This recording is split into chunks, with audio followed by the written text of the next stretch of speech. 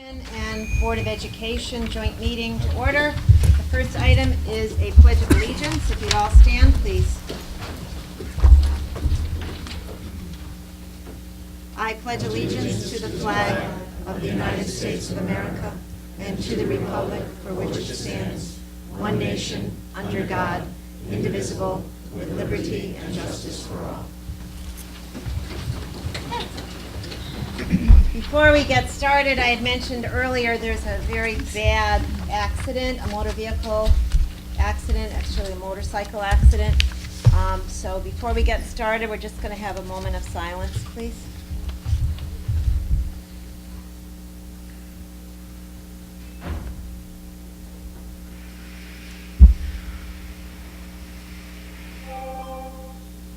We pray for the recovery of the person involved.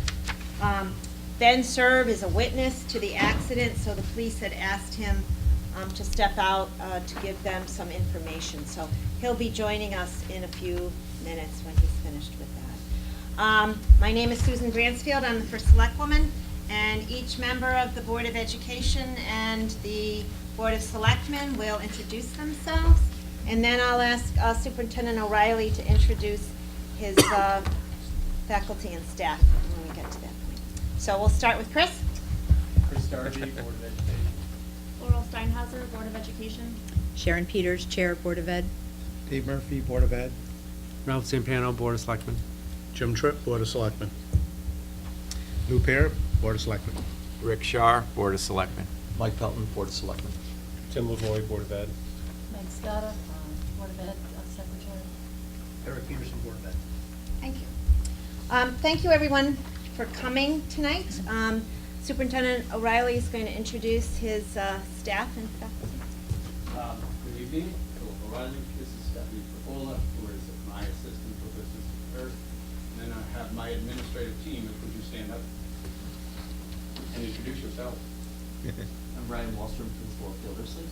Alice Remind, Principal of Brownstone. Scott Diedrich from the middle school and high school. Kate Lasser, Principal of the high school. Chris Sarah, Athletic Director, Administrator. Jessica Bruin, Principal at Valley View. Thank you. Thank you. And thank you, parents and citizens, for coming tonight. As we know, there was a referendum on Monday that about 599 people voted out of 6,000 potential voters. And of that amount, 300 and, I don't have the exact number right in front of me. I'm sorry?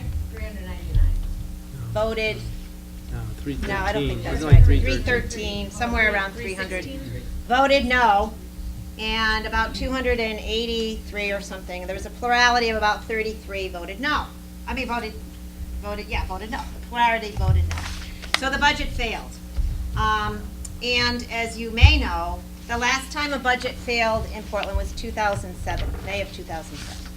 So it's a very profound change, and it is part of our procedure that if a budget fails, we have to take up the question again, and it's the Board of Selectmen that is charged with this responsibility in accordance with our town charter. I had mentioned to some folks the results of last year's referendum, at which, let's see, because I have it, 556 people voted in 2018. Of that number, 298 voted yes, and 244 voted no.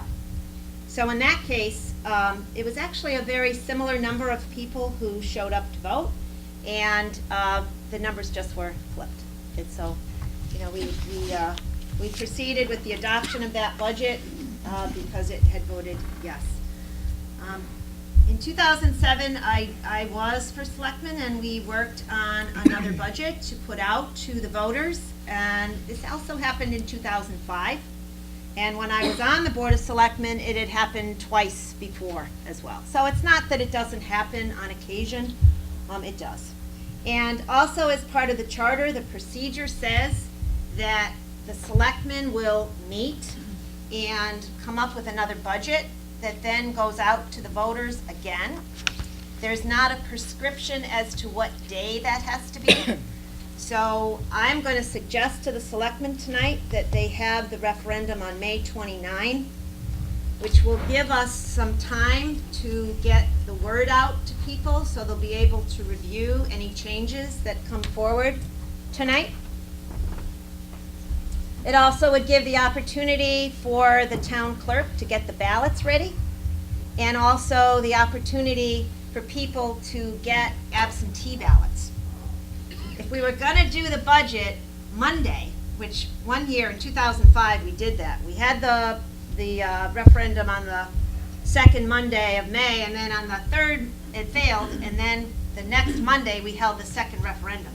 That's a very tight amount of time, and I would prefer that the Board of Selectmen decide that May 29 would give us some time to be able to let people know what's in the new budget. If that budget that goes out on May 29 passes, that becomes the budget for next year. If that budget fails again, the selectmen would have to meet before the 31st of May, and the 7 selectmen decide the budget. I can tell you that's a very distasteful thing to do, because I had to do it twice under a different first selectman. We want people to turn out and vote on a budget. And I think we all tried to get there and vote. Many of us did. 599 did, but a lot of people didn't vote. So, there's lots of different thoughts that go through your mind. I'm certainly talking to a lot of people. As for selectmen, people feel, I hope, always able to tell me things. And one of the things I'm hearing is not that there's objections to things that we do in our town. I think people are very proud of our schools, they're very proud of our public works, they're very proud of our public safety, our fire, police, the plowing that's done, and so forth. The library, we're sitting in a wonderful institution right here, youth services, senior services, and many, many other services that we provide. What they're concerned about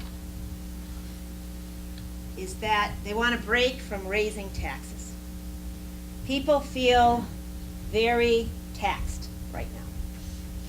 And I think it's an element not just of local government, but probably a bigger element of state government.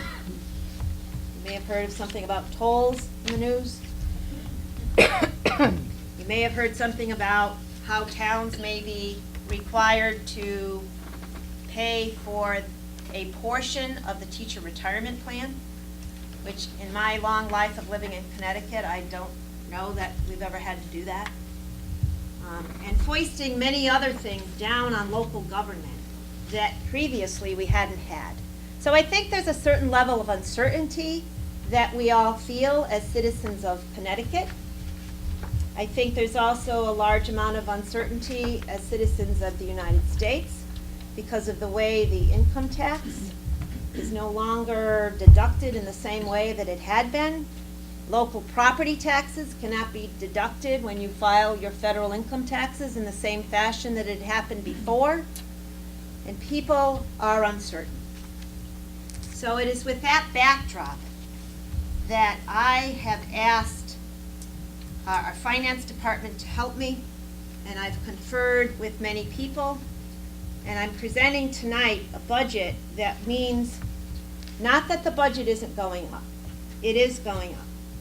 And what I'm going to be discussing with the boards tonight is a budget that would increase overall the Board of Education year over year from this current year to next year by 2.4%.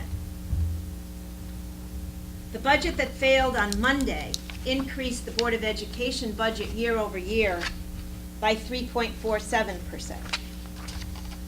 So the amount of money that had been in the budget on Monday for the Board of Education, which is the largest piece of our budget, the increase was $716,951. That doesn't include capital, that's only operating. What I'm gonna propose to the selectmen is that they consider an increase to the Board of Education of $499,951 for operating. That means a reduction of about 1% of what had been on the ballot on Monday, which in dollars is $217,000. In general government, and I'm looking at Tom Robinson because I might need a little help with this. General government, year over year, went on Monday, was an increase of 2.21%. That includes general government, everything other than education, capital, debt, other things that go to other budgets like youth services, parks and rec, resource recovery, and so forth.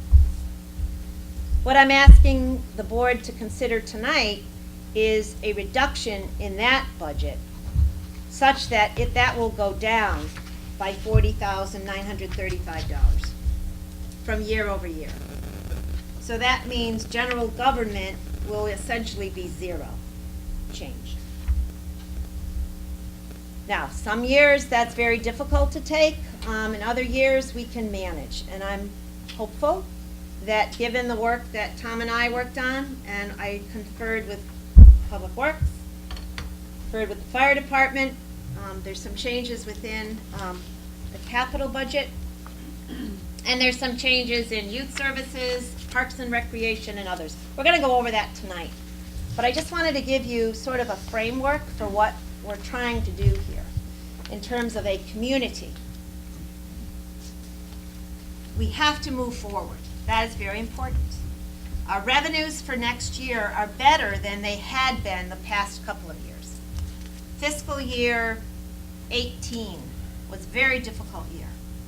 That was the year that Governor Malloy didn't pass with the legislature a budget until Halloween. And the general government absorbed about a $700,000 reduction that year by carefully not spending. That year, we had put in the budget about a 4% increase for Board of Education. That was in fiscal year 18. And the Board of Selectmen at the time said, we are not going to reduce the Board of Education, and we will not ask for a supplemental tax. Some towns were asking for more taxes because we were slashed in the middle of the year. But we absorbed that cut that year. And the Board of Education, we did not cut them their allocation that passed at referendum, which was about 4%. Then this year, fiscal 19, the Board of Education stepped up to the plate. And they said, we will take no increase for fiscal year 19. Now, I told the then chairman, Mary Ann Rode, and I'll say the same thing tonight to Sharon Peters, our chairman of Board of Ed, that as we proceed tonight, and if we're successful in passing a budget, and if it gets passed at referendum, and the Board of Education needs help next year, or there's things that occur that $200,000 was going to cover, I pledge that I will work with the Board of Education, and that we will work toward any supplemental appropriation that is necessary.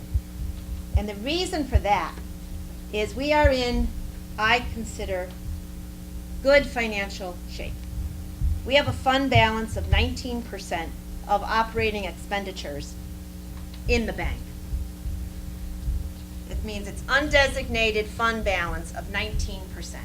That's why when we went to bond last summer, we got an upgrade to our financial standing, our rating.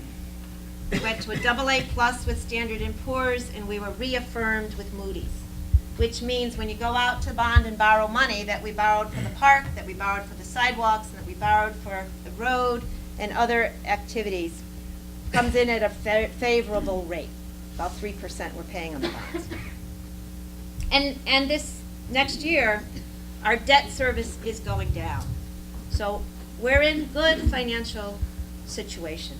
And what I'm trying to accomplish here tonight, and we're going to hear from the rest of the board members in a few minutes, is that we give the taxpayers a break this year in terms of the mill rate staying flat.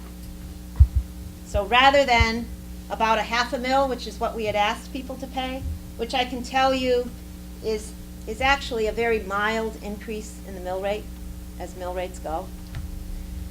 That would have raised a total of 480,000, I think. Jim, do you remember? 480,000. I'm sorry, Tom. Okay. So if the budget had passed and the mill rate went up, that means we would have raised another 480,000. So what I worked with the finance director and conferring with others is a reduction of that amount in the budget. So I hope that gives a little backdrop to what we're trying to do here tonight. And with that, I'm going to start with a handout that you don't have in the audience. I'm sorry I couldn't make copies for everyone, but the Board of Education members, the superintendent has it.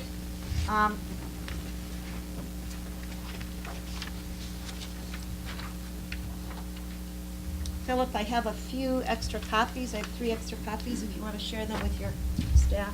Yeah, this is the marked one, right? So, yeah. Yeah.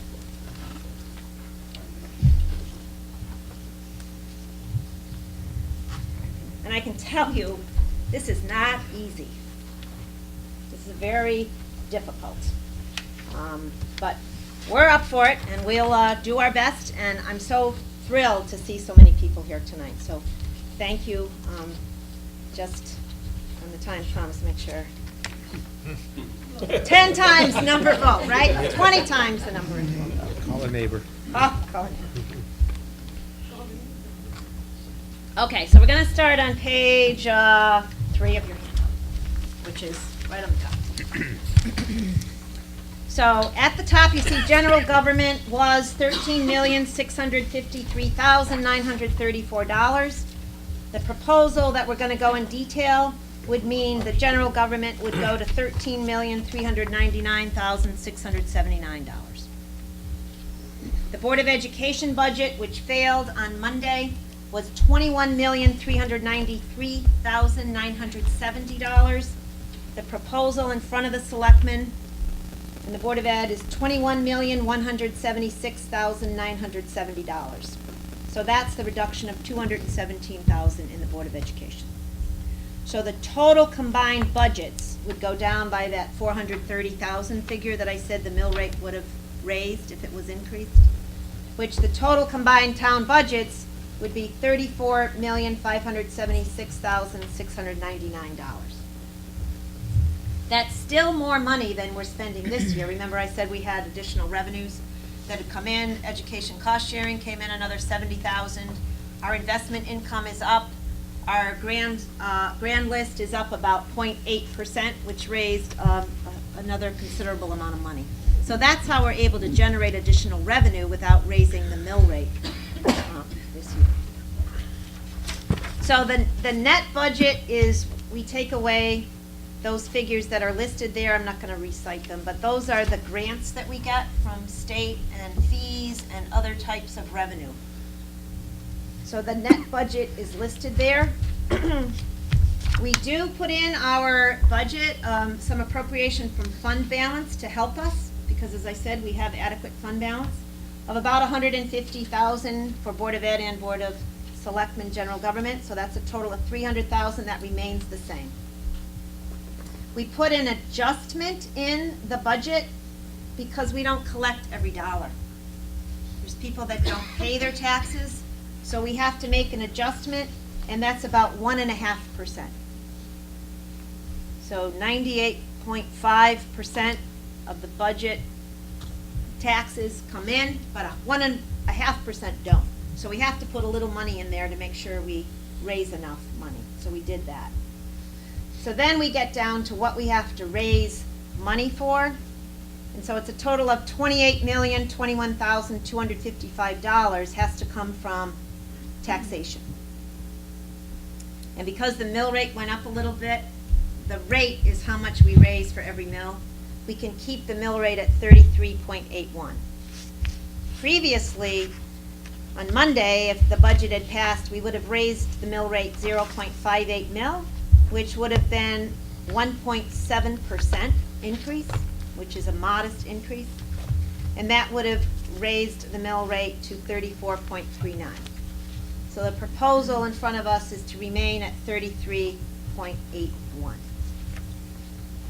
Another calculation is that the mill rate decrease for general government, because the general government is going down, is 0.32 mil. We don't need as many mills to raise for the general government.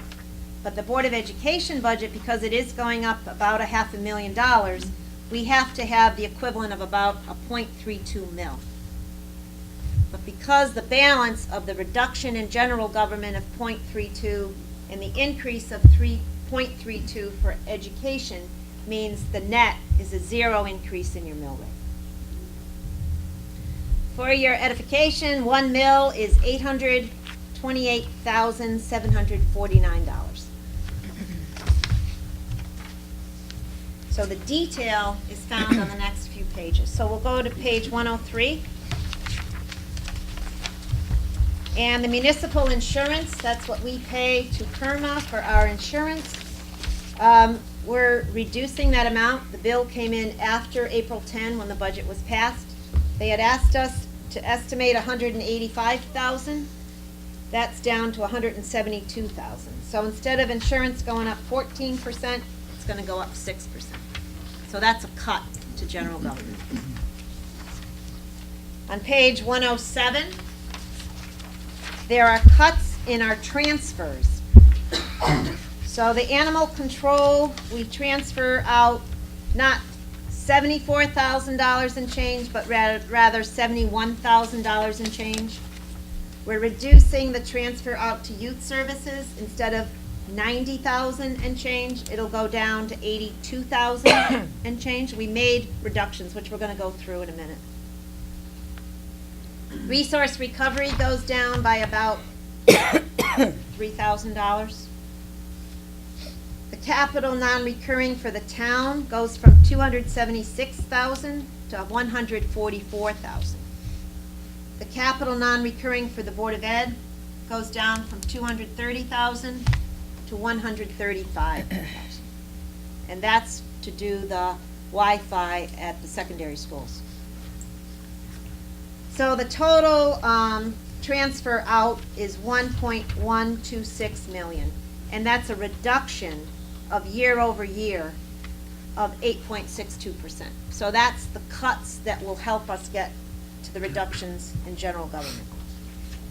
So page 119 gives the detail of the animal control budget. We reduced the transfer, as you see there. So instead of $120,000 for animal control, it'll be about $117,000 next year. On page 120, you see more detail. We reduced the amount for part-time payroll by $1,000. We reduced overtime by $1,250. We reduced equipment by $500. We reduced postage by $50, telephone by $100, and advertising and publications by $50. So overall, there's a reduction in animal control. The second page, there on page 121, there's an additional reduction in what we think the amount of water and sewer that will be used by that department by $150, and another $250 less in dog food. So we feel $117,000 should be adequate for their budget next year instead of $120,000. The Youth Services Department, we feel in terms of revenue that the after-school program and some of the other programming that's done will go up from $79,000 to $86,000. So additional revenue to youth services to help meet the costs. And the transfer goes down by $8,000. So that's sort of a balance there. We think we can make up the revenue from that transfer. On page 125, additional detail, we're reducing the FICA Medicare. We're just fine-tuning that number. Goes down about $500. The youth services on the activity funds is down $750. So instead of $207,880, the budget next year is proposed at $206,580. So it's a modest reduction. Resource recovery, in working with Bob Shea and Tom Robinson, they feel a reduction of about $3,000 is called for in that department. And the detail is found on page 128. There's a reduction in bags and stickers of $3,000. And then on page 129, just the bottom line is reduced by $3,000. On page 136, and this is really important, and there's several pages on the capital budget for next year. We see the transfer in on general fund, a reduction from $506,500 down to $279,000 for capital next year. So the bottom line, capital goes from about $1 million, and it goes to $797,000.64. So there's still money being spent on capital of $797,000. On the next page, we see some detail on page 137. And you can see for the Board of Education, instead of $230,000 for capital, it goes to $135,000. And that's what I mentioned before about the Wi-Fi at the secondary schools, which we were told is very important to get done. So that can be done over the summer. The fire department, in speaking with Chief Shea, recommended that the fire department help out, as they always do. And instead of $50,000 for communication, they feel they can manage with $25,000 for next year. Parks and Recreation will go from $35,000 in capital to $25,000. The police department, instead of 2 cars at $88,000, will go down to 1 car, $44,000. Within Public Works, there's some paving materials that, in speaking with Bob Shea, he feels they can forego. So instead of $309,000 and change, it'll go to $273,000 and change. Townwide improvements is money we set aside for revaluation, which has to be done every 5 years, and it's very expensive. So every year we set aside some money, and we also use that account under townwide for technology. So instead of $22,000 for computers, for general town government, we'll spend $20,000, so we reduce that by $2,000. So that takes us to the total for capital improvement plan for fiscal year 2020 to $797,064. So if you go to page 138, there's the detail. The HVAC upgrades are not included for the Board of Education in this plan. The $135,000, as I mentioned earlier, for the upgrade of the system at the secondary schools is included. So that's $135,000. And then you'll see the communication equipment for the fire department is reduced by $25,000. On page 139, one of the selectmen had asked me about a mower that we had looked at buying during the deliberations. That had been eliminated in April, so that is not included at all, but we had a question on that. So that's not there. The airline trail improvements, we've traditionally been putting $10,000 in there to assist with some of the planning and some of the engineering. We took out $10,000. There's still some money in our grant. Now that the trail is completed, there's still about $70,000 left in the grant. And for planning to go west with that trail, which is what this money could possibly have been used for, I'm hopeful we'll be able to use our grant money for that instead of this. Within the police department, I already mentioned, we're only proposing to buy 1 car in this budget as opposed to 2. On page 140, speaking with Bob Shea, the municipal parking lot paving materials, we cut $30,000. But we retained $38,000 for municipal parking lot improvements that we get from local capital improvement planning money. So that remains. There was $6,500 for snow plows, which we have taken out. And then I mentioned the computers going down a couple thousand for general government. The revaluation, which is our savings account, goes from 40,000, which we would put in the bank, to 25,000 that'll go in the bank. Because revaluation is, I think, in 3 more years. So we set aside money to do that. And that is the end of my presentation. The handout that I gave you is something that Stephanie had given to us from the Board of Education on the capital money allocation within this original budget. And you can see that 135,000 remains. The PLTW lab is not included in this proposal. There were some smart boards that are not included in this proposal, and projectors and UPS devices. So I wanted you to have that. There was some confusion on my part as to what that included, so I wanted to make sure everybody. There's one other handout that you all have at the board level, and it's Oak Hill School.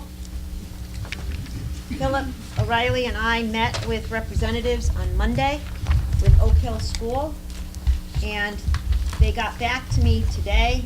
They are very interested in renting space that we have available in our district at Brownstone Intermediate School. We did a tour. I will compliment your school, Philip, and the care that you give to our school. It looks very good. I don't think you had to dust before I got there. It really looked clean. It's always a thrill for me to see our students engaged so well. Where's our Brownstone principal? There she is. She was in the classroom teaching. It's a beautiful learning environment, and Oak Hill is very interested in renting space, underscore renting. They will pay to use our building. I can't say how much that will be, but I know as one vote here, I would vote to give that to you, the Board of Education, certainly, to help mitigate this loss that we're talking about. And I hope that Philip will negotiate long and hard with them and get a good number. I know you will. The other thing that I was asked to remind everyone, and some of you may be aware of this, is that there's a Gildersleeve Fund. And Mary Dickerson, who is a member of the Board of Directors of the Gildersleeve Fund, is here. And you indicated a number. So the Gildersleeve Wheeler Education Fund has a spend policy of 4% per year. So they take the average of the last 12 quarters and multiply that by 4%, and that's what we can spend. The fund balance now is about 2.2 million. Of that, we have accessibility of 1.8 million. So with the 4% of that, we end up with an average of roughly $70,000 a year. We are market sensitive, so it could be down as low as 60, it could be as high as 78. The Board of Education has come to us for one grant this year for Go Baby Go, which is a technology program. And so there is money available. There's about, I would say, $50,000 left for this year for 2019. And then I anticipate about $70,000 during the 2020 school year. So we could use that fund for projects that are not mandated by the state and that would benefit directly students. So that those are projects that they could bring to our trustees. Okay, I'll open it up to, I don't know if Philip wanted to make any comments before we get started.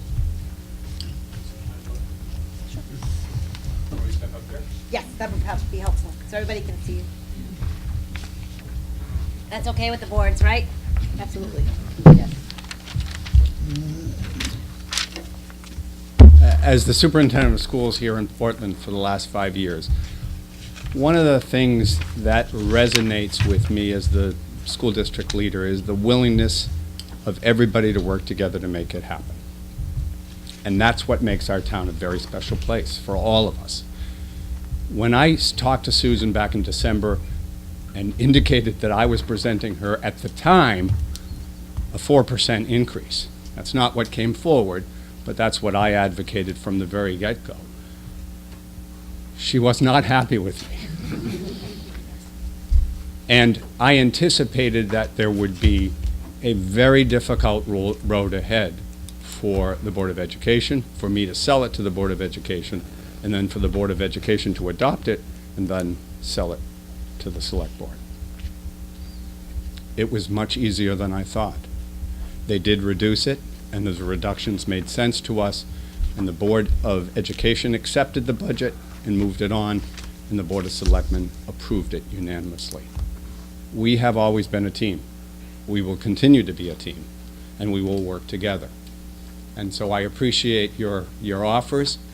You all know the implications of making a $200,000 cut to a Board of Education.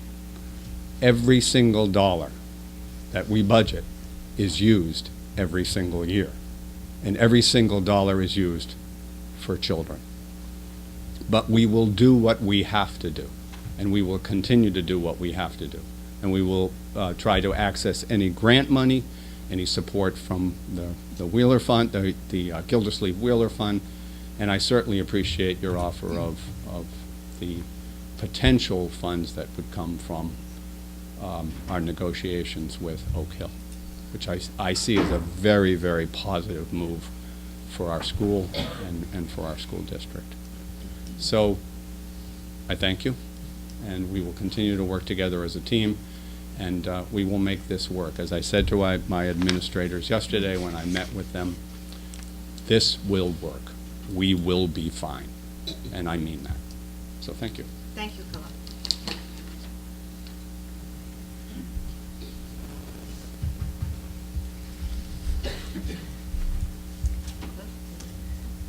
You know, I just want to say, you know, thank you for those comments, and I love the fact that the team is going to work together, and $200,000 is a lot of money. I used to work in education, and I know that it's hard, and it's hard to deal with that. But it's a hard time, and the environment that we're in now makes things harder for people in communities like ours, our state, and even our country. But I think that the fact that you're willing to work with us, we're willing to work with you as well, because as we move forward in September and October and November, there may be need to talk some more.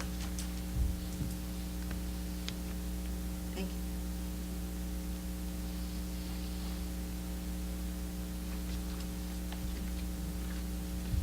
you. I feel the same way.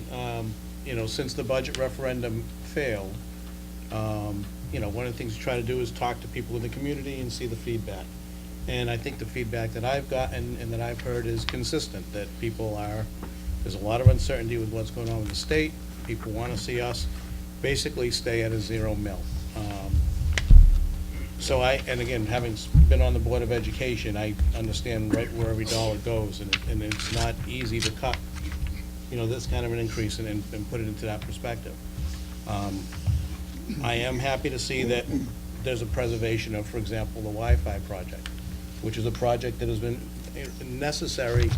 We were actually diagramming that out when I was on the board. It's something that has been needed for a few years, and there's been other priorities, so I'm glad that that's staying in. Love to see a way to do HVAC. I don't know if that's covered under, no, we try everything. It would keep the students more comfortable. It would help them out.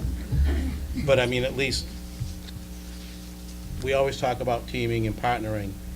This does make also additional cuts to general government. It's not one-sided, even though again, because we try to work together. Last year, Board of Ed took effectively a zero budget because of what was going on with the state.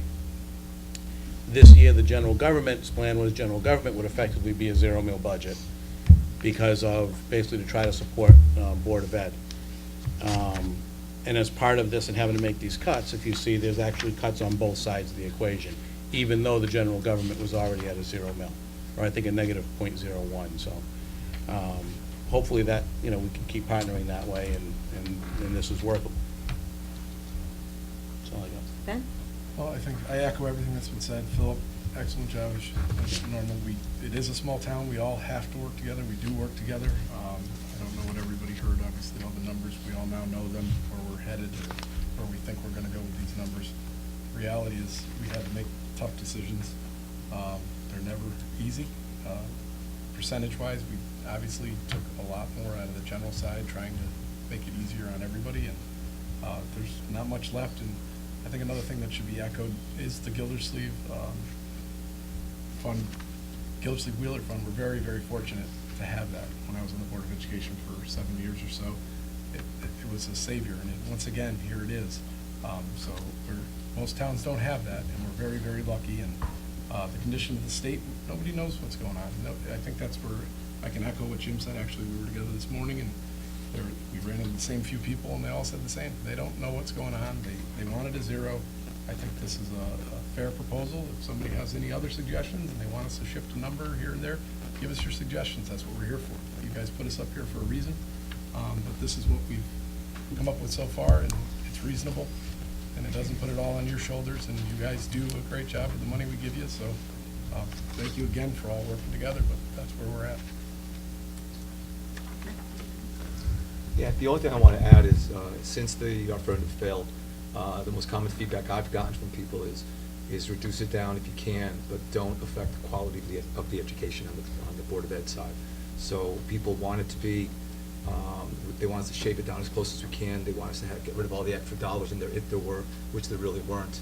But they want to make sure that the education stays as good as it is right now. So I think we'll be able to get there. I think we've eliminated some things that can be eliminated, but I think we've kept all the good stuff in there. So we'll continue to work on that. I had breakfast with Lou this morning, and we were going through the numbers, racking our brain, and we kind of came away with a couple of scenarios, and we didn't think that, at least he and I were having trouble coming down to a zero increase. So I was pleasantly surprised when I spoke with Susan later in the day that she and the chairman of the Board of Education, I think, and the superintendent, and probably Tom, that had come up with these reductions, working together, where we could have a 0 mil increase. I tend to hear a lot from the older folks in town, the seniors, and I kind of saw this coming because they were, every time they engage in conversation, particularly with people at Bartlett Hill, they would complain about the budget and the taxes going up.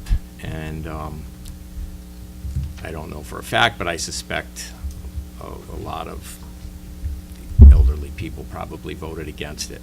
So here we are. But I'm really happy to see the spirit of cooperation. I do think down the road we have to look at the fact that we're a small town and we're operating 5 school buildings. You know, maybe we have to look outside the box for the future of how we're going to have a good education system and be able to keep up our facilities. So, but anyway, I'm pleased with where we're at so far, and I also like this Oak Hill plan. So, thank you for working on that. Well, So I guess when I look at it and why the vote went the way it did,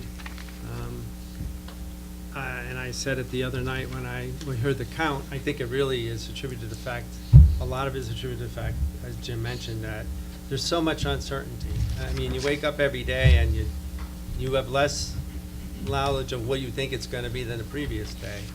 So it's been very frustrating. I think the thing we run into, and I'm sure everyone here feels the same, is that we sat here through, and it's some number between 6 and 10. I don't remember how, we met a lot of times to talk about the budget. And it's frustrating because last year, we knew when we were doing the preparation, we heard comments, people were worried about the numbers being high, and we made adjustments to reflect that. But this year, we had all these meetings, and with the exception of perhaps Sean in the back there, no one else really showed, and it's tough to get feedback. I mean, there's people that showed for particular departments because they had special interests, but, you know, and people that are up here obviously were at some of the meetings as well. But it's tough because you didn't get as much of a feeling of what was there unless you really were talking to people outside. They didn't come in and talk to us, so that was difficult. I thought, you know, we talked about it. I guess I was hopeful it would make it and pass, but unfortunately, it just didn't go that way. I know, and just like Susan had echoed, I'd like to see, I think this is a pretty good compromise. It's difficult. Everyone took a hit, and it's frustrating. I hate to see everyone take the hit like they did.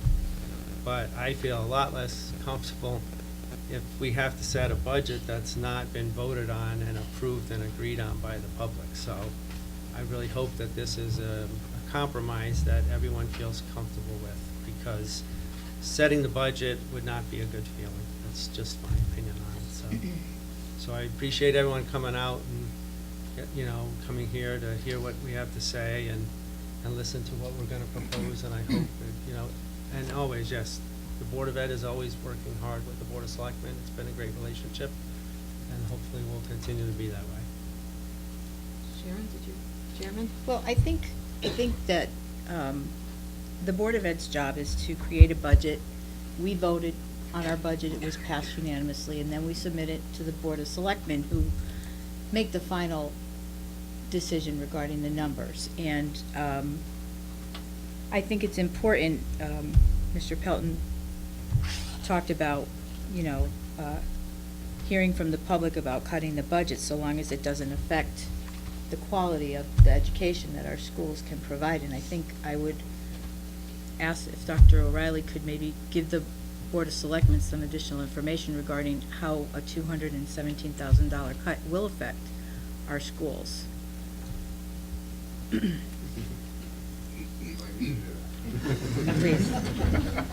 Thank you for that question.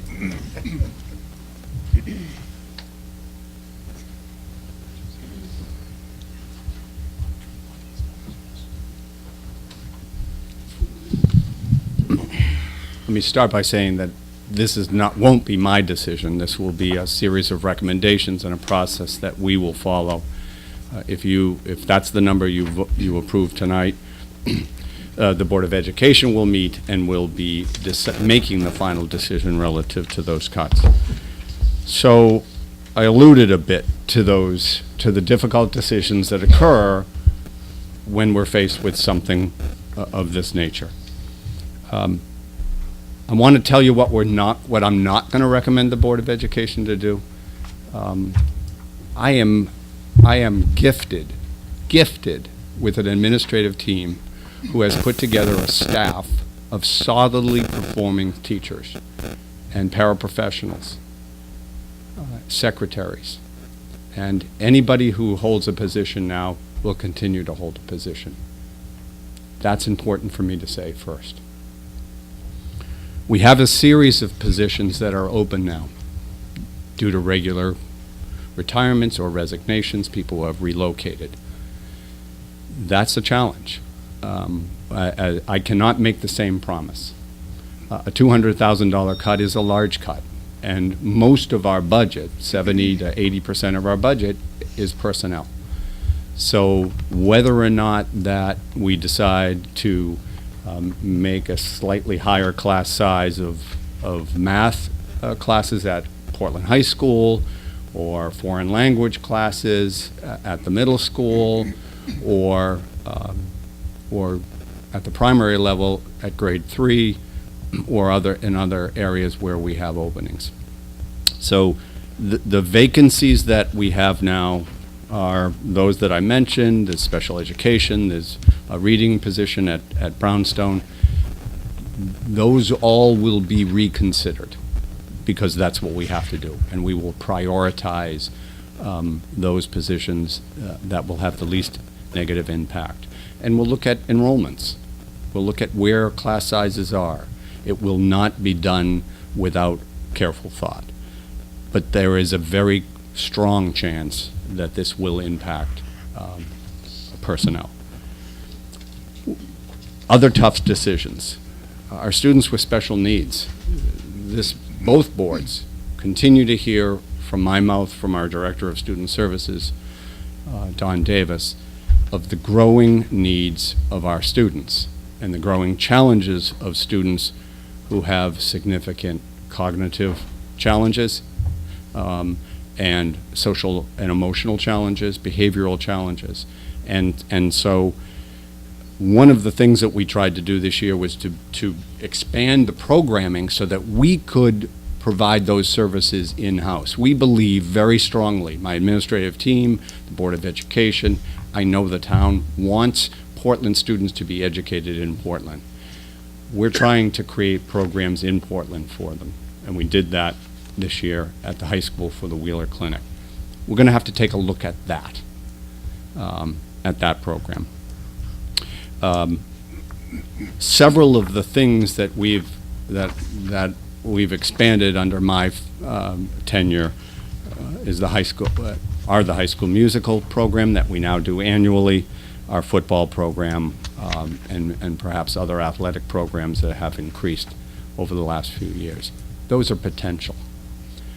I want to caution everybody not to jump to conclusions. You asked me the question, where would those recommendations come from?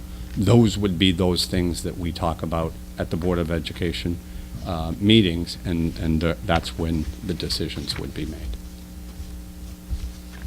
Okay? Any question?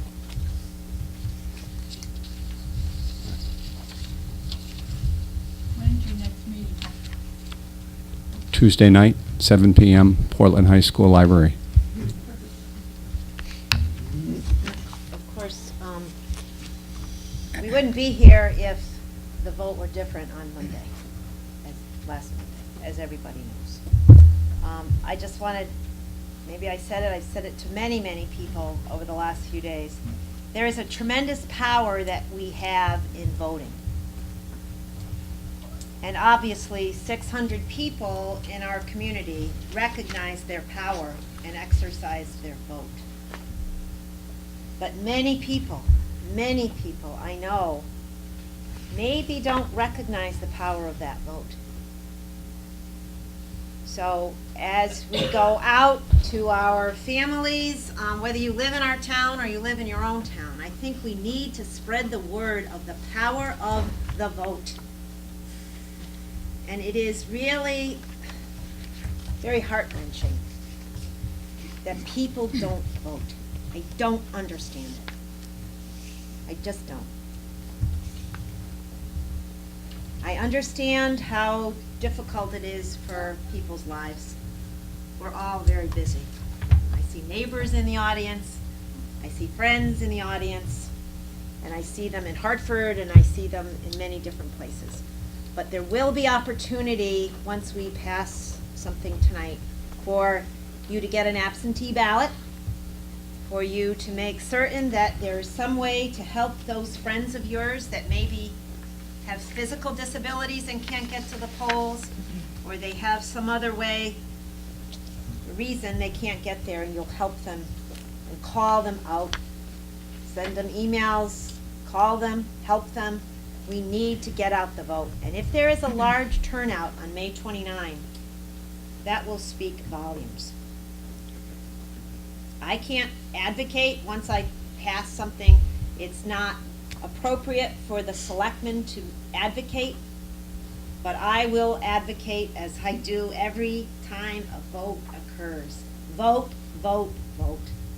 I'm the one that puts out those silly little signs that say vote today. And every year I get a call in my office and they'll say, why did you put those signs in front of Valley View School? I went into school and they didn't have any voting there. You had a sign in front of the library. Why did you do that? They didn't have any voting in there. And I had to hike all the way up to the high school. Well, there's only one polling place in Portland, and it is the Portland Middle School, 93 High Street. The polls will be open 6 a.m. to 8 p.m. I am not going to cut the hours. I've been asked to cut the hours. I will not cut the hours. So that's legally the length of time we can have the polls open. And if you can't get there, you can have emergency ballots. If you can't, you're not registered, you can register that day. There's all kinds of things our registrars of voters, Pauline Newman and Athena Neville, will help you with. Ryan Curley will help you at the town clerk's office. Help me, help the selectmen, help the Board of Education.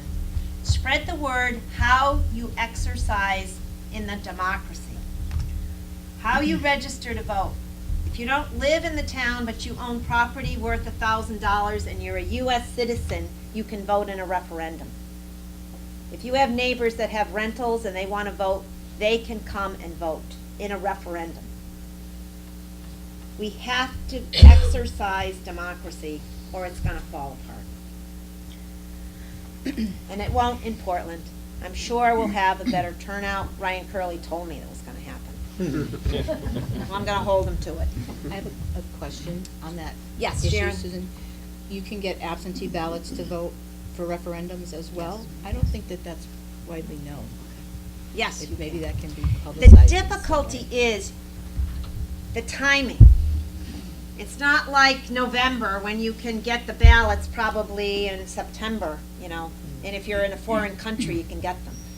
Practically, you should go into the town clerk's office. He's there, and Paula Slim is there, and the registrars are there Tuesday nights until 7, and Fridays until noon. We close early on Fridays. But if you call them, they'll help you, Sharon, make sure they're there to get you a ballot if you need to. Ryan couldn't be here tonight. He had another appointment. He did send me to tell you how open his office is to make sure you vote. Any other questions on that aspect of voting? Laurel? Have you had any conversation about having an additional question on the ballot to get to the heart of whether folks think the budget should be higher or lower? We haven't. I know there's many schools of thought on that. In my opinion, this is my opinion. I don't like to lead questions. If you say, is the budget too high, is the budget too low, you're indicating maybe that person isn't gonna vote for the budget. I mean, we can do that. For this next time, it's there's not another referendum. On social media, someone had posted that we have to go to ad infinitum with referendums. Portland's charter did away with that years ago, decades ago. We have a budget done by May 31st. So it's up to the selectmen if they do that. The other thing that sometimes helps is if people just call the Board of Ed member, call a Board of Selectmen member, and tell us what you want. Stop us in the streets. I get stopped a lot. Hopefully not for speeding. No. Hopefully not. But I feel we're a pretty open community, and I want to make another comment, because it's social media there's a lot of, I'm going to say it, there's a lot of lies. I think you've probably seen that in the media about things that you read. They're not all the truth. But I try not to engage too much as an official, because I don't think that's an appropriate thing to do. I try to put facts out there. But if you have a question, just try to get a hold of our office or anybody up here. They're all high IQs up here. They all know, all well-educated and very, very civic-minded, as our staff that are in the audience. So I am going to give the selectmen a draft resolution. Are you ready for that?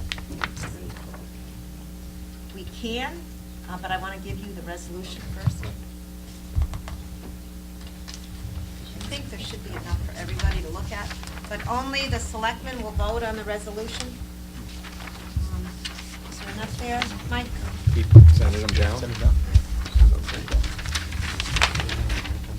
They just asked that, yes, we can do that. Yep. Yeah, I just figured it. I just wanted to pass out the what I passed out to the selectmen is the original April 10th resolution that adopted the budget that failed. And then on the flip side is the May 15 resolution presented to them. So before we entertain the resolution, it's our custom to open it up for public comment. And what we do is we have you raise your hand, and then you go to the podium so that you're recorded. We're recording the meeting. If you give us your name and address, that's helpful. So we'll start with this front row on this side. Second. Yes. Do you mind going to the podium? It helps for our recording. If you can't, that's fine.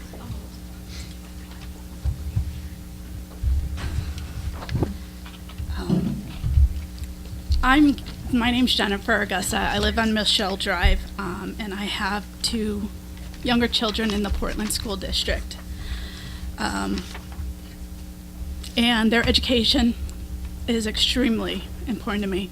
I'm just going to interrupt you for a second. Did you get the name, Sharon? I did not. Okay. I got the drive. Take your time. And I'm also nervous, so. Thank you for getting it. Could you slowly say your name for Sharon? Jennifer Augusta, Agosta, And your address? Michelle Drive. Thank you. You got that, Sharon? Yes. Okay. Okay, I drafted my thoughts. Can I read them? Yes, absolutely. Okay. As I stated, I had 2 children, have 2 children in the Portland school system. And this is the first year I've questioned the adequate resources the school has, as well as resources that are provided. I'm going to tell a story of what is driving me to make a statement, and hopefully you'll see where I'm going with the importance of the Board of Education, their budget, and how it contributes to our society, our town. This year is my second child's first year of school in kindergarten. And this year has provided challenges that I never imagined a child at the age of 5 would endure during the school day. Challenges that I did not think would ever infiltrate my household. My child would come home on a regular basis with stories of kids using poor choice of words such as hate and stupid. Words that, since my children could speak, were banned from use in my house. I worked with my children to find alternate words to express their feelings that weren't so harsh. I had hoped that these stories would decrease as the school year continued. I am not naive. I know the experiences, environments children start school with are extreme. I took this into account when hearing the stories my child told me. However, when the stories became more extreme and continued beyond poor language and developed into stories about spitting and hitting, I grew increasingly concerned. However, when this behavior began to infiltrate my home, I was distraught. I did everything as a parent that I could think of to curb the language and behavior. My daughter's relationships with each other morphed to anger, to simple disagreements turning into full-out battles with "I hate you" thrown around like it was normal language used in our house. They began sticking their tongues out at each other, spitting at each other, and hitting each other. All behaviors I heard my 5-year-old daughter tell me she was observing in school. Behaviors I worked tirelessly at preventing my children from using. However, that change occurred over weeks, and I chalked it up to the adjustment of school. They were tired. But upon reflecting on what I could do next, I thought about when this occurred and how the behavior progressed. And I realized my daughter was mimicking the behavior she was experiencing at school. I was dumbfounded that it took me weeks to make the correlation. And yes, it's my assessment of the behavior changes, but I truly believe it was her experiences that were changing them. I brought my concern to my daughter's teacher, who was aware of the behavioral emotional problems occurring in school and in class, but was stunned to hear my thoughts on how my daughter was being influenced by these experiences. The teacher kindly listened, acknowledged my concerns, and explained the school procedures for handling behavioral situations. She provided emotional support for me to advocate for my child and provide guidance to whom I could address my concerns. The school social worker did reach out to me, and I was appreciative that Ms. Bailey took the time to reach out to me to discuss methods I could apply at home to help work through my child's behavioral changes that occurred as a result of her experiences during the day. Ms. Bailey also spent time with my daughter to build a relationship with her in order for my daughter to have a place she felt safe to go if she felt the need to talk to someone throughout the school day. However, the behavior continued. I finally reached out to the superintendent to express my concerns about the impact the behavior my child is observing and experiencing during her school day and how it's impacting her physical and emotional behavior outside of school. It was again explained to me how there is a process that needs to be followed to address behavioral problems when children enter school and are not on behavioral plans. I accepted and understood the process and believed the process would be made. Progress would be made. I had also requested a paraprofessional be placed in my daughter's class to provide support to my daughter's teacher in order to provide a learning environment in which a teacher can focus on teaching and not on discipline. The response was given that the school resources to have a para in every class. There's not school resource to have a para in every class. However, on my insistence regarding this matter, he informed me, Dr. Riley, very nice, thank you. He informed me he would meet with the principal, observe the class, and truly look into my concerns. Thankfully, this request was considered, and a paraprofessional was assigned to the class. Whether it was my persistence and concern that got the para in the class or other circumstances, I don't know, but I'm grateful. However, I do strongly feel that if I didn't raise such a strong argument for a para in my daughter's class, that a substantial amount of time would have passed before one was assigned, if one would have been assigned at all. Now fast forward to today, months later, months into the school year, and the behavior is still a problem. My daughter's stories have been increasing in the past month. A letter was sent home explaining inappropriate behavior that occurred in the classroom. The letter explained that corrective action would be taken. However, this late in the year, and this is the second incident this occurred, of very inappropriate behavior, and there's still behavior that my children are being exposed to on a daily basis.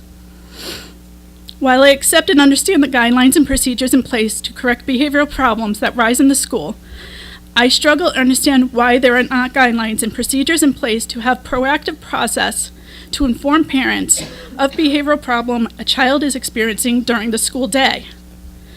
As a parent, it is taken for granted that school is a safe environment, that our children are well looked after, and because of these assumptions, if our child is acting out, the first instinct is not to blame the school or experiences at school, but rather to find fault in the child. Without knowledge of what is occurring during the time a child is in school leaves a parent to make assumptions about why their children is acting out at home, assumptions that result in disciplinary actions at home, disciplinary actions that may not be warranted. A child may be unable to communicate their experiences or even acknowledge the behavior is influenced from external sources. And thus, the only way they know how to cope results in them acting out. It was explained to me the school system needs to treat all kids equally. Thus, they provide services to assist these students that come to school and exhibit less than good behavior. However, I do not feel this is equality. Equality is when the focus is on, what is equality?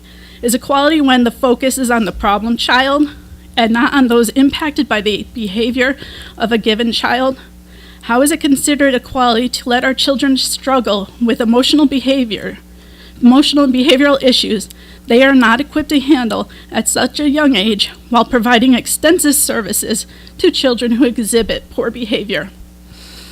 I have heard multiple stories of bullying from other parents. I have heard multiple stories of poor language. I have heard stories of aggressive outbursts. All of this I have heard from other parents or my child. Many of these behaviors resulted in the child being sent to the principal's office, and from what I can deduct, services provided to said students are provided to said students. However, nothing is done for the kids or the families of the children exposed to this behavior. How is this considered equality? There are not enough resources to provide that to every student. However, more needs to be done to help all of our children. For this and many other reasons, I strongly advocate not to cut the school's budget, but to provide a budget that can provide services not only to the children that are exhibiting poor behavior, but to the children impacted and, dare I say, victimized by this behavior. It goes to what Dr. O'Reilly said about where the budget cuts are going to come, and when he mentioned that services for behavioral cognitively challenged children would be an area that would have to be looked at and possibly pared down. It breaks my heart because in today's society, as he had stated, the amount of kids that need special attention is only increasing. And unfortunately, the impact that has on the children in class goes unnoticed. I'm grateful I have children that are open with me. We have a very strong communication within our family. Thus, I know what's going on during their day, what their experiences are, and I can adjust my home life and proactively seek help because of that. However, there are a lot of parents that don't have that ability. Their kids don't come home and say anything about school. And it's for those kids that are being missed and not receiving the education they should receive and what we expect from a small town with a strong education system for them to get. I just feel strongly that our kids are our future, and we are building that foundation, and that foundation is weak, and without improvements going forward, it's only going to get weaker. Sorry for taking so much time. Thank you for hearing me out. Thank you, Jennifer.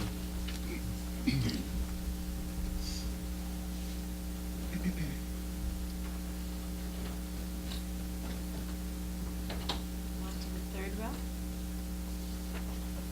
Fourth row. Back row. Yes.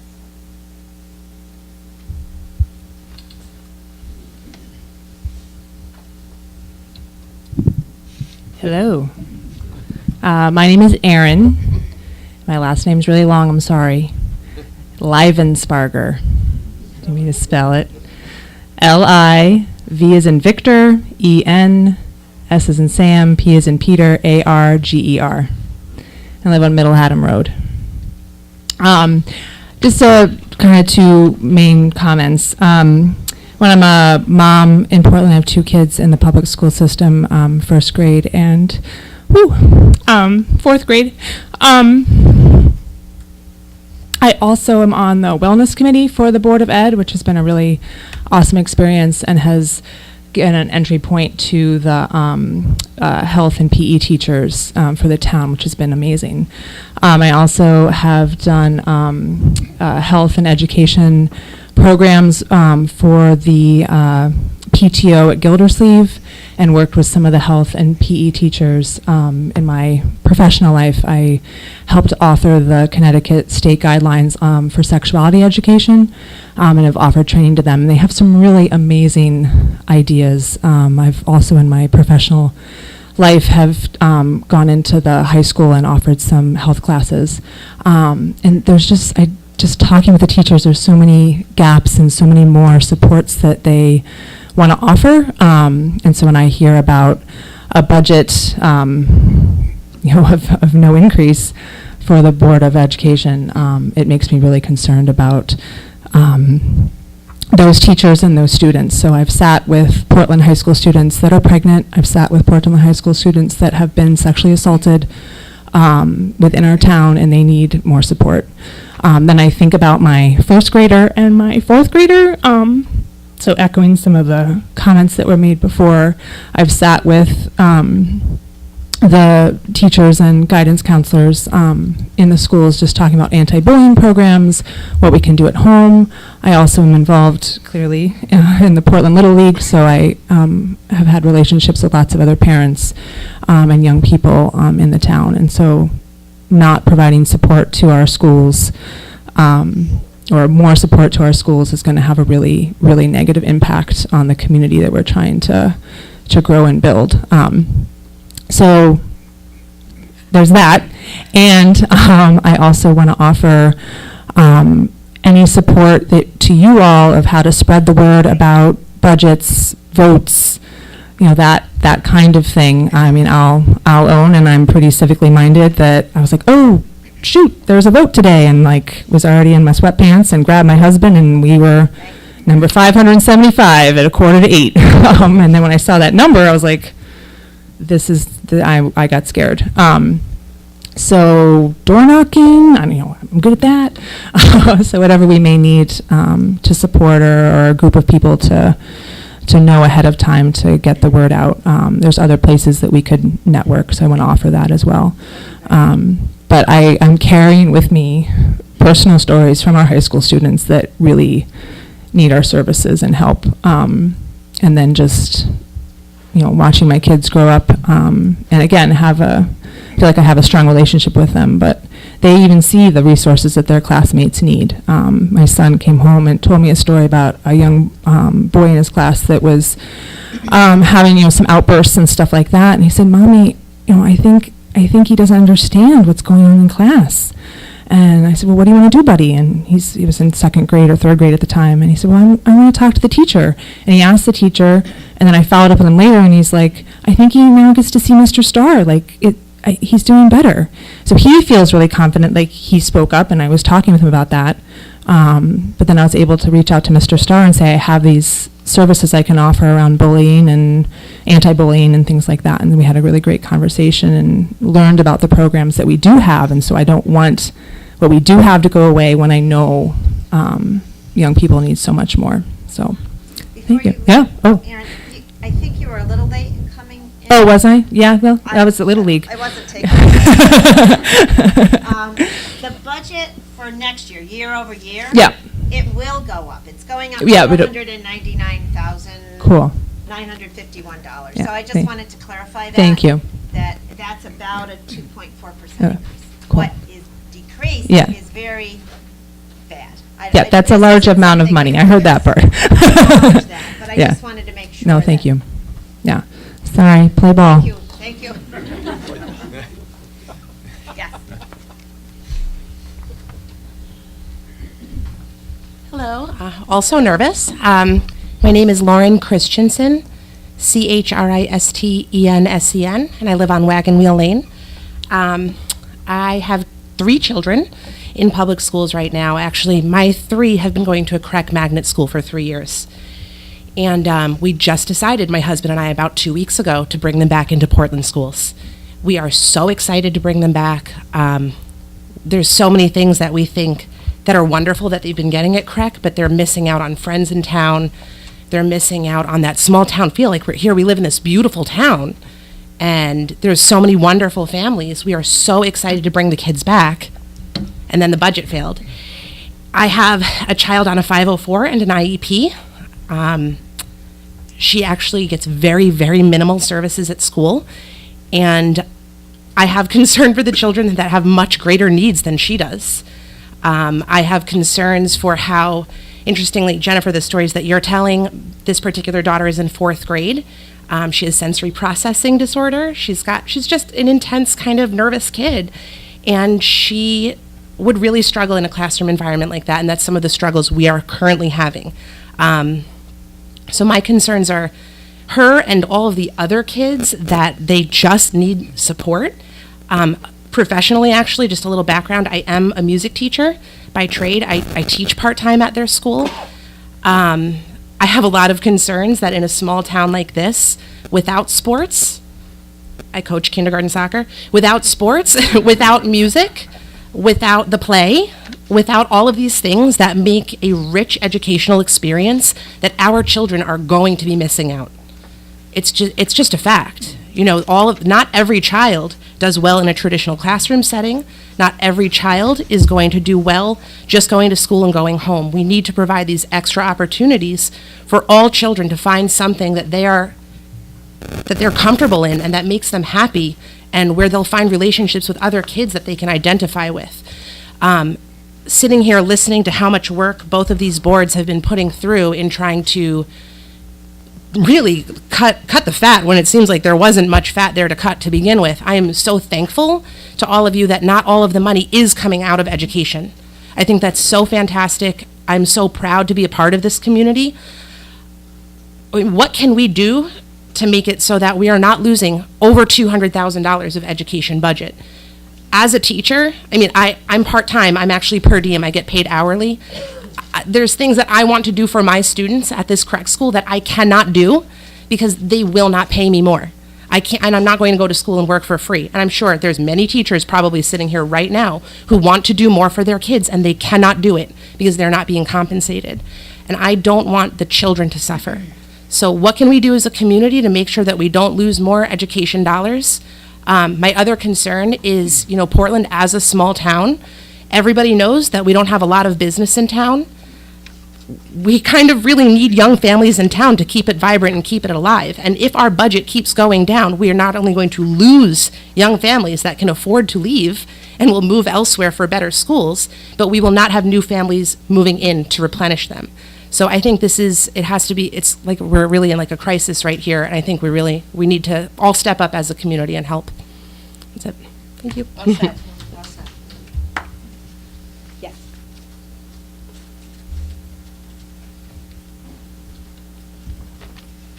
It's way down.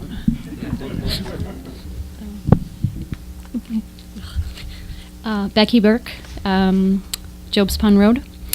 So I am ashamed of myself because I consider myself to be a really active person in this community, and I do a ton of stuff and I'm involved in everything, but I'm clearly not, because one, I didn't even know that there was a vote on Monday. How embarrassing. I was not one of the sad 598 people that voted. I didn't vote. And that's embarrassing, and there's no excuse. And I am a busy person, but there's no excuse. And I know a lot of people. And so I'm leaving here tonight, putting on another hat to say now I need to go to all the people that I already go to all the time to say, hey, can you do this for PTO? Hey, can you do this for the cat shelter? Hey, can you do this? Now I need to go to them and be a pest and say, you need to go and vote. And be a pest about that. Because you all are doing a great job with what you have, and I appreciate it, but cutting $220,000 from the school budget's not acceptable. Like, it's not. And it's not that anybody wants to, but it's that we as parents that are getting up, and I'm sure all of you voted, and I didn't, but we failed. I failed, and a lot of the other parents that didn't come and vote, we all failed, and there's no excuse. We're not that busy to not take 5 minutes to go and vote. So I don't know how all this stuff works. I really hope that there's something that can be changed so that $220,000 or $217 or whatever it is isn't cut, and that, I don't know, I mean, I don't want it to be cut from anywhere, but we can't all have our cake and eat it too. The fact that we don't want to have an increase in our mill rate or whatever that is, well, it's a sucky time. We have to pay more money. We just do. if we want our kids to go to school and to learn and to get a good education, that's what we need to do. And I feel so bad for your children. And the part of the problem is we don't have enough staff. We don't have enough resources. We don't have enough teachers. We don't have, you can only do what you can do with what you have. And if we're going to try and take more away, now we have even more problems. So we're taking all these things away that are then going to make our problems even bigger and cost us even more money, which, I mean, I'm speaking to the choir here, but I wanted to, hopefully, there's something that can be done and we don't have to cut this. It's very scary to me as a parent. It's very scary, and my pledge is that I will make sure that I can do everything that I can to get myself and everybody I know there in voting for, hopefully not this budget, but to vote and to have our voices heard, because it is an honor to be able to vote and to speak, and we're not taking that. Thank you.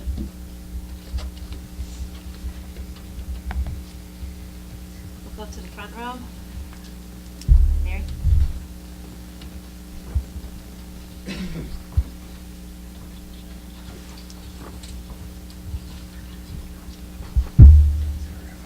Mary Dickerson, Belcourt. I do just want to clarify tonight about the Gildersleeve Wheeler Education Fund. One, we are an incredibly lucky town. So I am a trustee of that fund and I'm the treasurer. I have attended meetings of education funds within the state of Connecticut, and they talk about fundraising, and these groups are talking about having bake sales and car washes to raise $2,500 or $5,000 for their education fund. We have, as of this morning, and I didn't see what the market did today, $2.28 million in that fund. It was started in 1895. There were two funds that were merged. It was started with $25,000. In 2004, there was $1.2 million in that fund. We have very carefully managed that money. We have an investment advisor at Webster Bank that works with us. We have target rates. But that money is very strategically structured. It cannot be used for anything that is mandated by the state for the town to provide. We cannot do facilities improvements. We cannot pay teacher salaries. There's a lot that we can't do, but there's a lot that we can. And Philip and I work very closely together to find projects that we can do. So we can introduce new things to the school. We can introduce new initiatives. The K-6 mathematics textbooks that were provided were paid for with, I believe, a $68,000 grant from the Gildersleeve Wheeler Fund. We just approved a grant for the Go Baby Go program, which will allow our students at the high school to create and adapt those little ride-on cars to be wheelchairs for children that need them. It provides our high school students with some real hands-on mechanics learning, and it provides children that are in our Birth to 3 program with something that they definitely need. So I don't want to leave with the misconception that this is money that we can use to supplant what the town should be paying, but when the Board of Ed does have things in their budget that are new initiatives or that are special events, your program where we have the author in residence come to town, that's paid for by the Gildersleeve Wheeler Fund. So there are things, and we will be working together to make sure that these kind of activities continue. And so for this year, we have around $50,000 remaining that we can spend for grants. And for next year, I expect us to probably be in that $65,000 to $70,000 range. It's based on a calculation as well as our interest and dividends, and the market has been a little hairy lately. So we're working really hard to protect the money, because I went to Portland schools. I've lived here my whole life. My children graduated from Portland High School. Every single penny of this money can do good in the community, and the group of us that manage this fund work very hard to make sure that that is done. Thank you, Mary. Second row.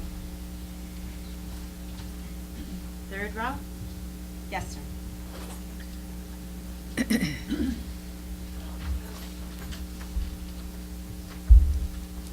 In the meantime, while you're going up there, Tom, I wanted you to take a look at this resolution in case there's any error I may have made. I'm going to just give you a second to breathe. Yep. It's the same one.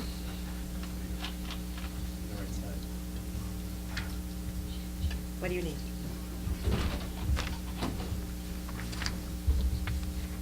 pardon me. No That one? problem. Yes, sir. Eric Blau, Strongs Avenue, BLAU. I'm new to Portland. I moved here last August. I came from upstate New York. I'm from the area originally, but I just moved back following my wife's career. I work in higher education. I work for a college. I spend most of my time comparing schools, outcomes, things of that nature. Before I moved back to Connecticut, I spent a lot of time comparing local school districts. We had many choices of where we could move. I chose Portland because of the school district, because of what the education system here offers. My son is in second grade. My daughter will be entering kindergarten. My son has grown by leaps and bounds in this school system. When he entered school, he was behind in reading grade level. Now, he's ahead. For Christmas, he bugged me to buy him a Chromebook. Not to watch YouTube, but to play programming games, because that's what's instilled in him at school. My understanding is there's an emotional wellness program that happens in the schools. He thrives with that program. He loves that program. He's grown with that program. I did vote recently. I almost voted against the budget. Not because I was concerned about paying more taxes, but because I wanted to try to give more to the school systems. There's nothing that is more important than my kids' education. There's things that need to happen at a town. There's government that needs to be run, police cars that need to be purchased. I understand all of those things. I voted yes because I was afraid that when and if the budget didn't pass, more would be taken away from the schools. The schools do a great job for our children in many cases. They've done a great job for my son, and I'm looking forward to my daughter entering. She may be looking forward to it more than I am, but still, I'm looking forward to my daughter entering. I hope the community as a whole and the board consider reducing some of the cuts that they're looking to make. It's something that we can't get back this time that our children are in the schools. So whatever we can give to them now will pay out in the future. Thank you. Thank you.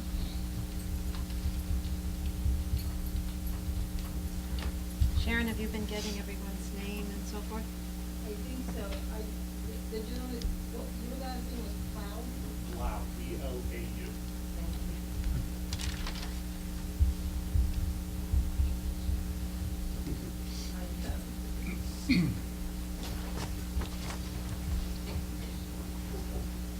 Fourth row. Yeah, I'm certainly.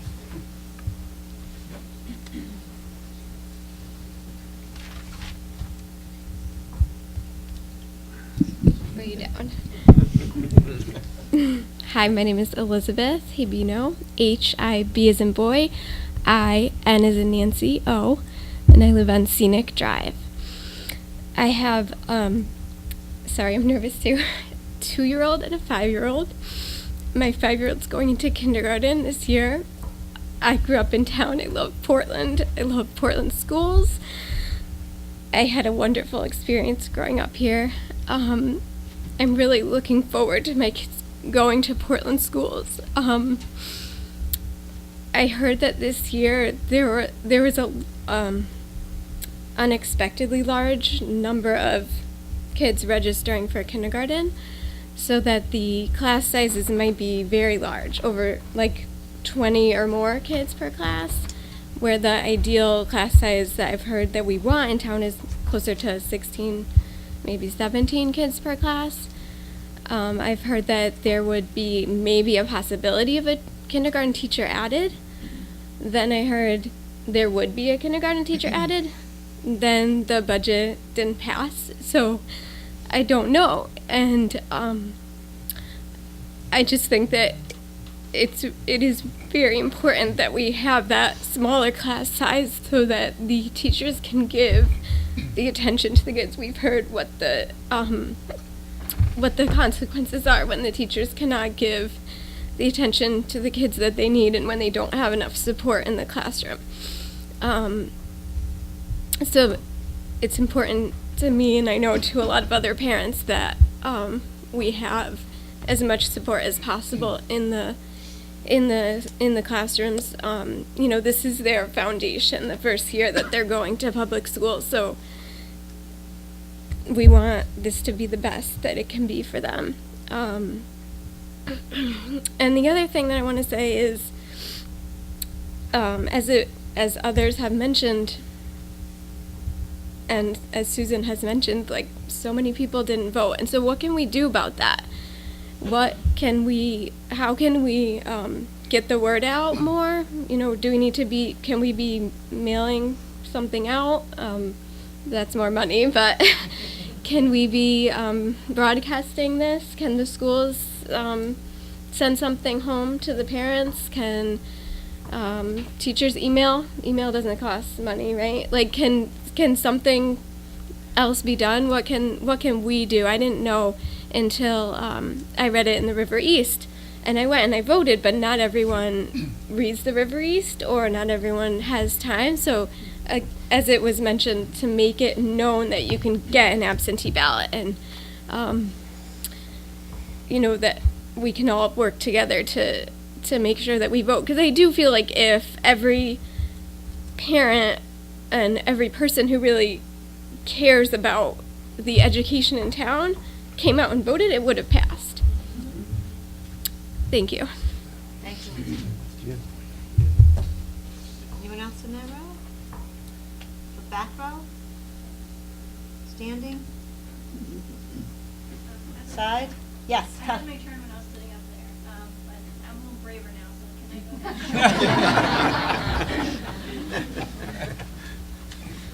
We don't do anything to people doing.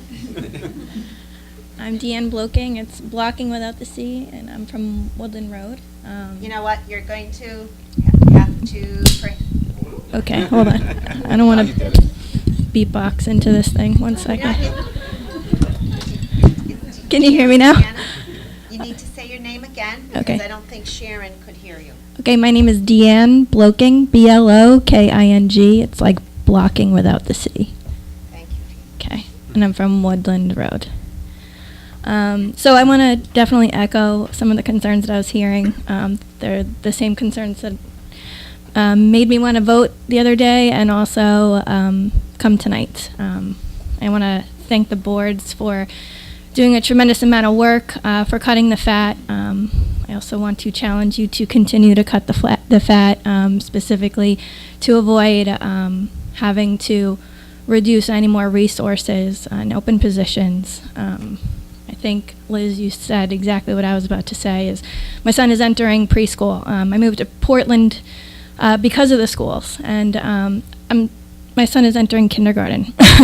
I moved to Portland because of the schools. I have family here in Portland, and they've all gone through. I have nieces and nephews that have come through the school system, and you know, I know how good they can be, and it's disappointing that the budget didn't pass, and I know I've heard from a lot of families who've had similar situations that you've talked about, Jen, where there's just not enough resources and support to provide to some of the children that maybe need more attention, and some of the others that are affected do fall by the wayside.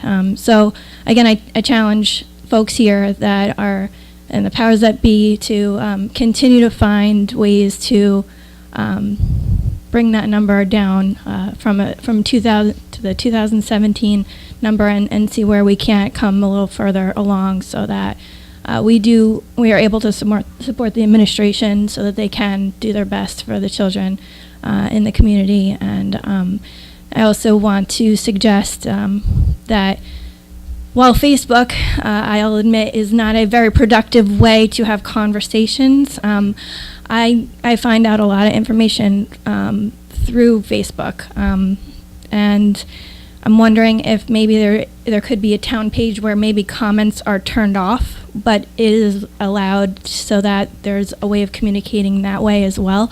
Portland Community page, I think, does a lot, but of course, the comments are not always productive, and like you said earlier, Ms. Bransfield, that, it's not always true what we read in the comments. So if there's a way to just make it so that the boards are able to share communication in that way, that might be another opportunity to educate people.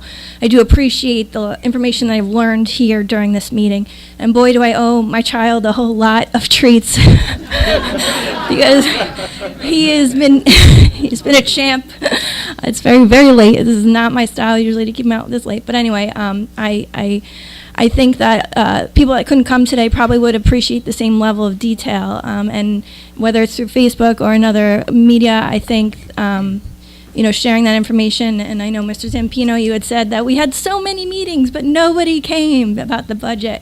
I think, if there's a way through the internet that we can foster that same information, there may be a way to close some of those gaps. Thank you for your time, and I don't know if I have to summarize what I just said. I think I hit a lot of different things, but thank you. Thank you. Thank you.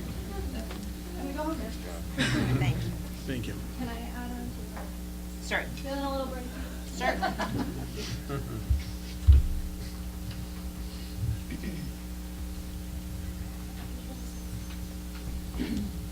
Hello. So my name is Jennifer Witchy. It's W-I-T as in Tom, S as in Sam, C-H-Y, and I live on Cody Lane. I just wanted to share a little bit about myself, because it's all about me. No, I'm kidding. But I am a first grade teacher. I teach in another district. I have a second grader and a kindergartner and a 1.5-year-old.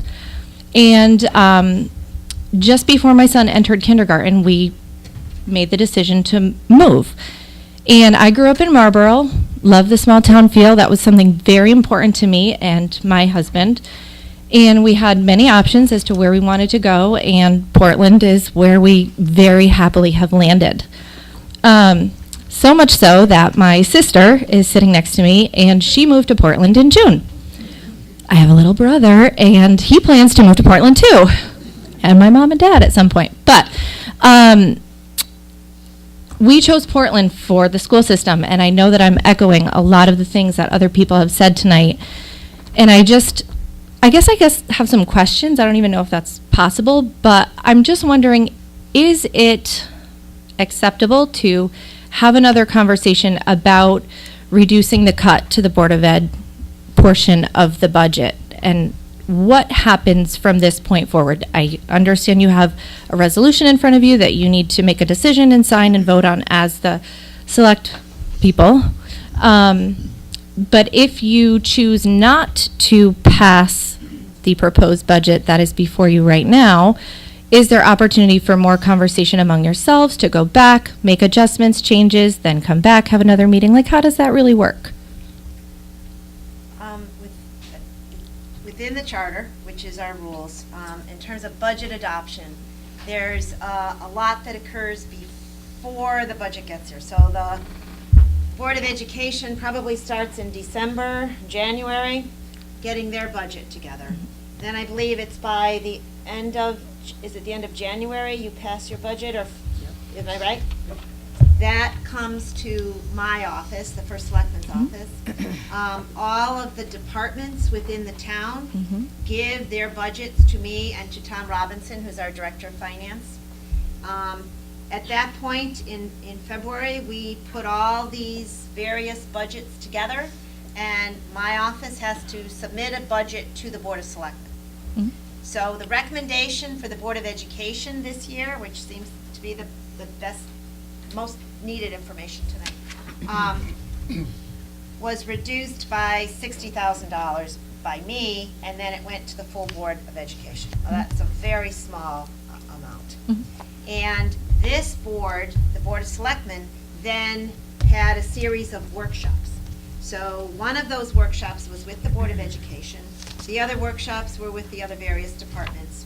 And after that, the Board of Selectmen then sat in deliberations for 2 nights, I believe, So they sat and talked about what they wanted to do to set the budget. And on or about April 10th, they passed the resolution that's on the opposite side of this. That was, and I'll preface this, okay, before those workshops started, there was a public hearing. And at the public hearing, Dr. O'Reilly made a presentation on his budget and his work, and I made a presentation on the rest of the budget. That was very sparsely attended. How many went to the public hearing? A few people. So on April 10th, that budget was passed. Then it got printed as a legal notice in the paper. And then it got printed, this book here, and this book goes in the library. It's in my office, it's in the town clerk's office, and it is online. It's on the town website. In addition, the River East, which is very loyal to coming to our meetings, the reporter sitting in the front row, there were many articles in the River East on the budget. And I will say, not because you're sitting there in the front row, but there's a lot of detail. And there was really a lot of good information that talked about the budget, including the process, including the fact that we would be having a referendum and that there was a legal notice in the paper. So then the legal notice goes in the paper. And it's always, by charter, the first Monday in May, there is a town meeting. The town meeting was held this year at the high school. How many people were able to go to the town meeting? And staff, obviously. So thank you for coming, appreciate it. That's a time when, by charter, if 3%, I believe it's 3%, no, wait, 5%. 5% of the registered voters come, which is 300 and something number out of the 6,000. They can deliberate. They can decide if they want to increase or decrease the budget. There's that minimum number that have to be there at the meeting. If that had happened, there would be a vote taken. If that budget passed at that meeting, that budget that was altered, either raised or lowered, would go to the ballot on the second Monday in May, by charter. So the second Monday in May was this past Monday, right? Even though it feels like it's been a month since.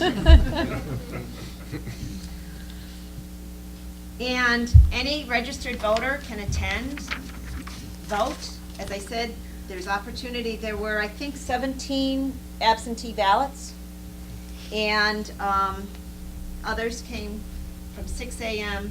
to 8 p.m. to vote. There were letters. I know I sent a letter. I don't know. There were a couple of other letters that had gone during the other weeks. And there was social media that talked about the budget. And frankly, there was some that said yes, and there were some that were very disparaging.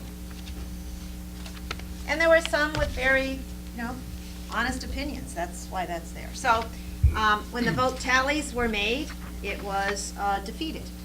And as I said earlier, it was really the first time since 2007 the budget was defeated. And our process is then to meet as a Board of Selectmen. I chose to invite the Board of Education here tonight to talk about this.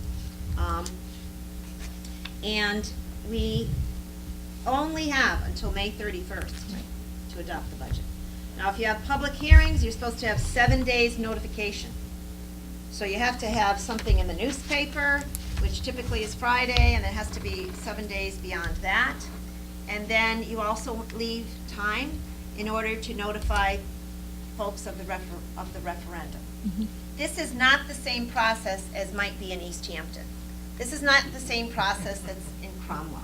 It's not the same process that's in every town is a little bit different. So there's not a lot of time. And what I'm trying to do is put forward something that is helpful to the board so that there is ample opportunity for people to get the word out to come and vote. Because if this budget is voted on and we choose to go to May 29th, and it's defeated again, it's typical that budgets are reduced. That is the standard methodology of what that vote means. Now, I know I've talked to Kitch about this. In the future, you can look at changing the charter. If you want to change the way we adopt budgets, we can do that. But right now, I have to, the Board of Selectmen, the Board of Education, all our staff, we have to follow the law of the town, which is the charter. So, you know, I'd love to be able to have another series of workshops or another series of public meetings, but I can't. And there's pluses and minuses to the way we adopt our budget. The plus is you have a budget and you can operate a town come July 1. In some of our neighboring communities, they tweak budgets, they go out to vote, they get defeated, they come back, and it's a ping pong, it goes back and forth. All the while, and this is just my opinion, okay, it doesn't create good synergy for a good town. We have work to do. We have services to provide. And all of you have work to do to make sure our town is run well. And I know a lot of you volunteer, and some of you also work in our town. So, while it's not perfect, I think it's a way, and maybe a bit of a blessing, that you're all here tonight. And that you understand maybe the process a little better, because some of you are new to town. But even people that have lived here 50 years may not fully be aware of this process if they haven't been involved. I'm going to preach again. Civic engagement is very important. Absolutely. And as a teacher, and many of you are teachers, whether you work as teachers or you simply teach your children, we need better civic education. One of the things that I would love to see is an organization that Mrs. Habino was involved with this, which was League of Women Voters. And the League of Women Voters is very active in many communities. And their purpose, while they're called a women's organization, they do involve people of all genders and persuasions and feelings and beliefs. It's not partisan. And they run workshops on how you get engaged in civic education. Whether you're running for office, whether you're engaged in trying to volunteer to help do things, or you're trying to pass a budget. That's one organization. Some of you may want to get involved or charter and start in the town. I know you have PTOs. I don't know how active they are. I'm on 2 of them. You have 2 of them. I'm on 2. That's another great organization. When I was a parent of 3 children in the system, I was vice president at Valley View, and then got involved on the Board of Education, and then I served on the Board of Selectmen, and then I ran lost my first time at First Selectman, and then was successful and been involved ever since. It's a wonderful town, and I'm thrilled to see so many people here tonight. But to go back and forth on the budget, it's really not possible given the rules that we have. If you want to change the rules, you can always change the rules, but you got to know them first. And again, I can't say enough how thrilled I am that you're all listening tonight.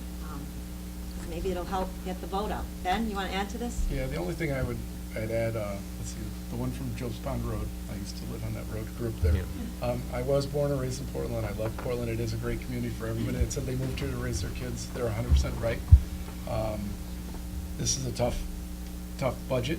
Nobody likes to cut anything from education. I think I might be the only selectman with kids in the school system. I currently have 3, and I've got 2 Well, I more. have 2 grandchildren. And I've got 2 more. I've got 2 more going in next year, so I'll definitely hold the record up here for the most kids in the school system. So it's obviously it's personally hard for me to make these types of decisions, but at the end of the day, this is going to be an increase to the Board of Education budget, a major decrease to the operating side of the general government, which, you know, there's a lot of people out there that are going to be upset about that also. This is tough, but in the future, somebody mentioned, it might have been Joe Ponderosa again, what can we do?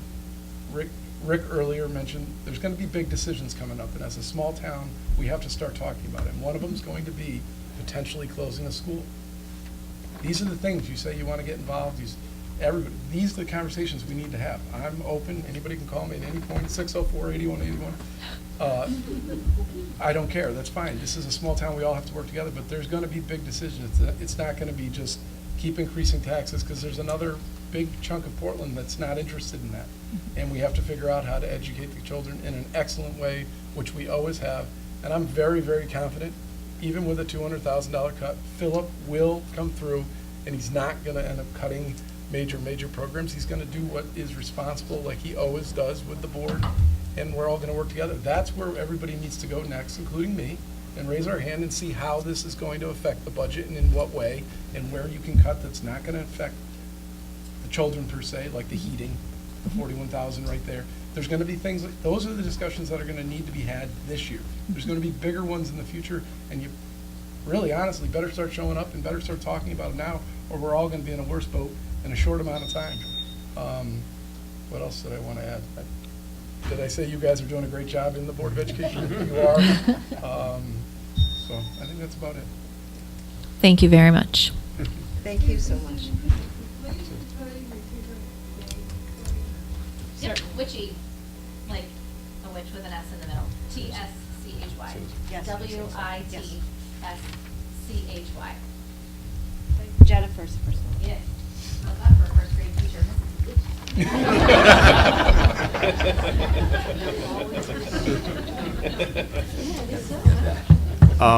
I'd just like to say something too. I think it was Becky made me think of it, about like what can be done. And I went through one of these episodes about 30 years ago in Colchester, where their budget got cut and some of the school sports programs were cut. And at that time, we were able to go around and get the local business community involved. And we raised, I mean, this was back in the 70s or 80s, but we raised $5,000 or $10,000, and we restored a couple of the sport, like the soccer program and the baseball program. So I think we got to try to stay positive with some of the comments Mary Dickerson made, and maybe we come up with some town fundraiser. I think everybody wants to have a really good education system, and it's heartening to see the people that came out here and spoke in favor of. Kind of wish you were here a month or two ago, but I think we should maybe use this to build on some positive momentum. And this town, I've lived in this town since 1974, and it's always come together when it had to. And I think we'll do that again. So let's try to stay positive. Thank you.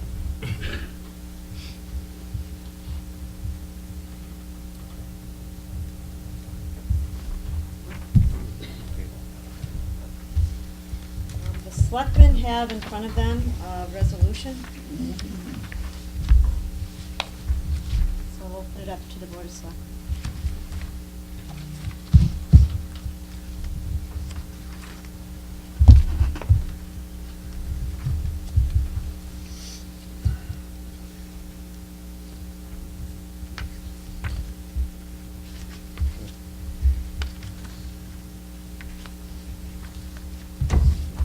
I'll start by reading the resolution.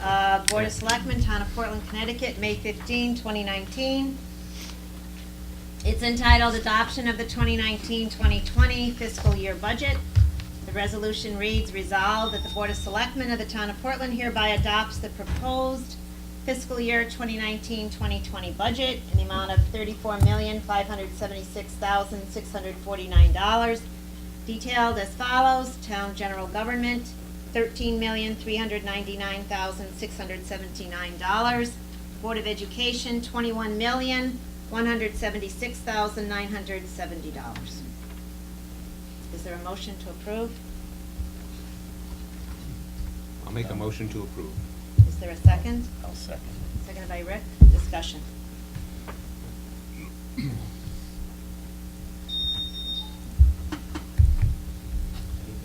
made the motion? Lou. Lou. And it was seconded by Rick. Yes. If there's no further discussion, all in favor? Aye. Any opposed? Any abstentions? Motion carries. So this will be on the ballot. I think we need to make a motion that it will be on the 29th of May, which I believe is a Wednesday. Is that right? Yeah, 29th of May is a Wednesday.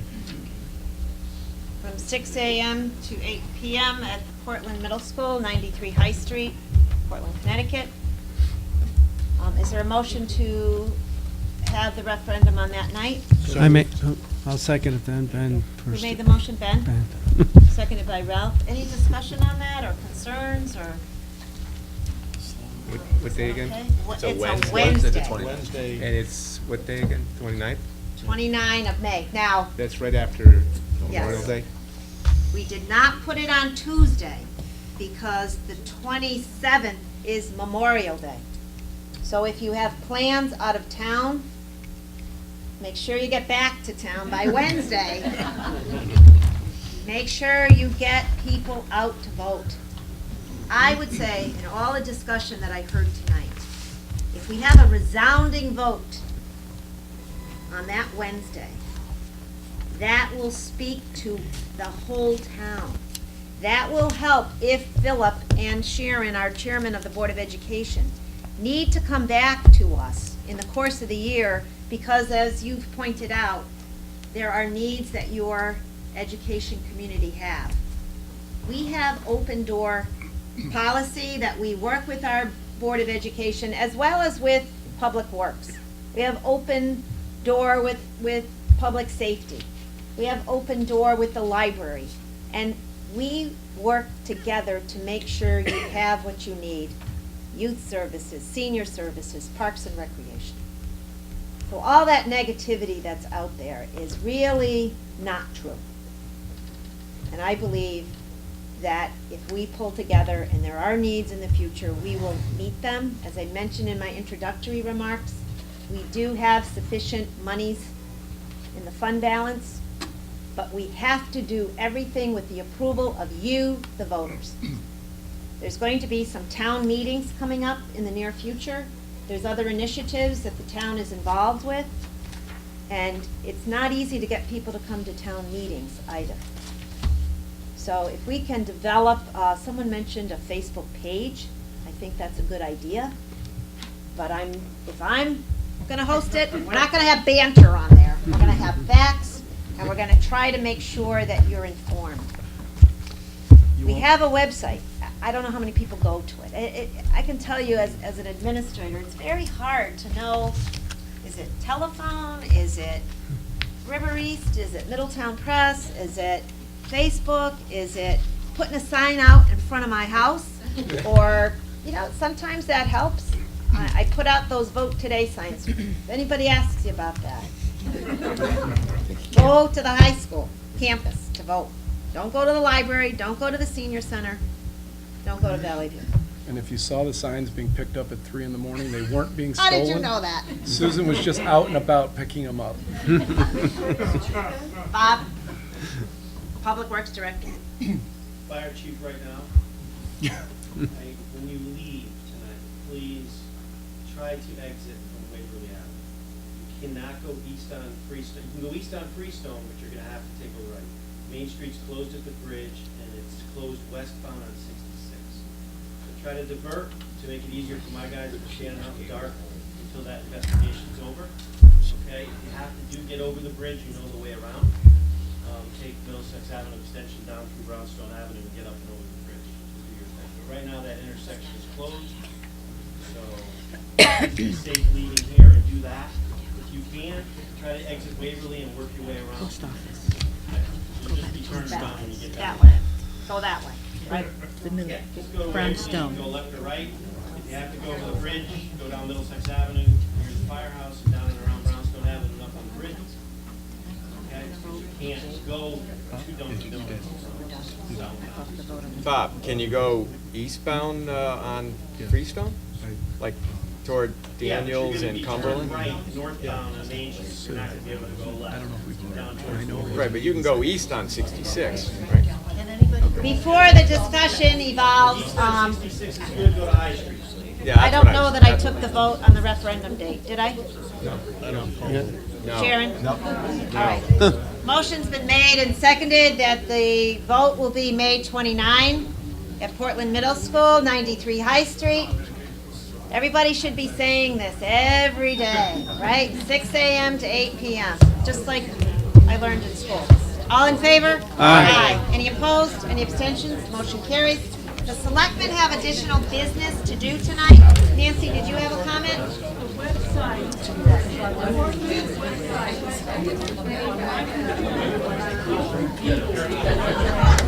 Did not come up. I will tell David.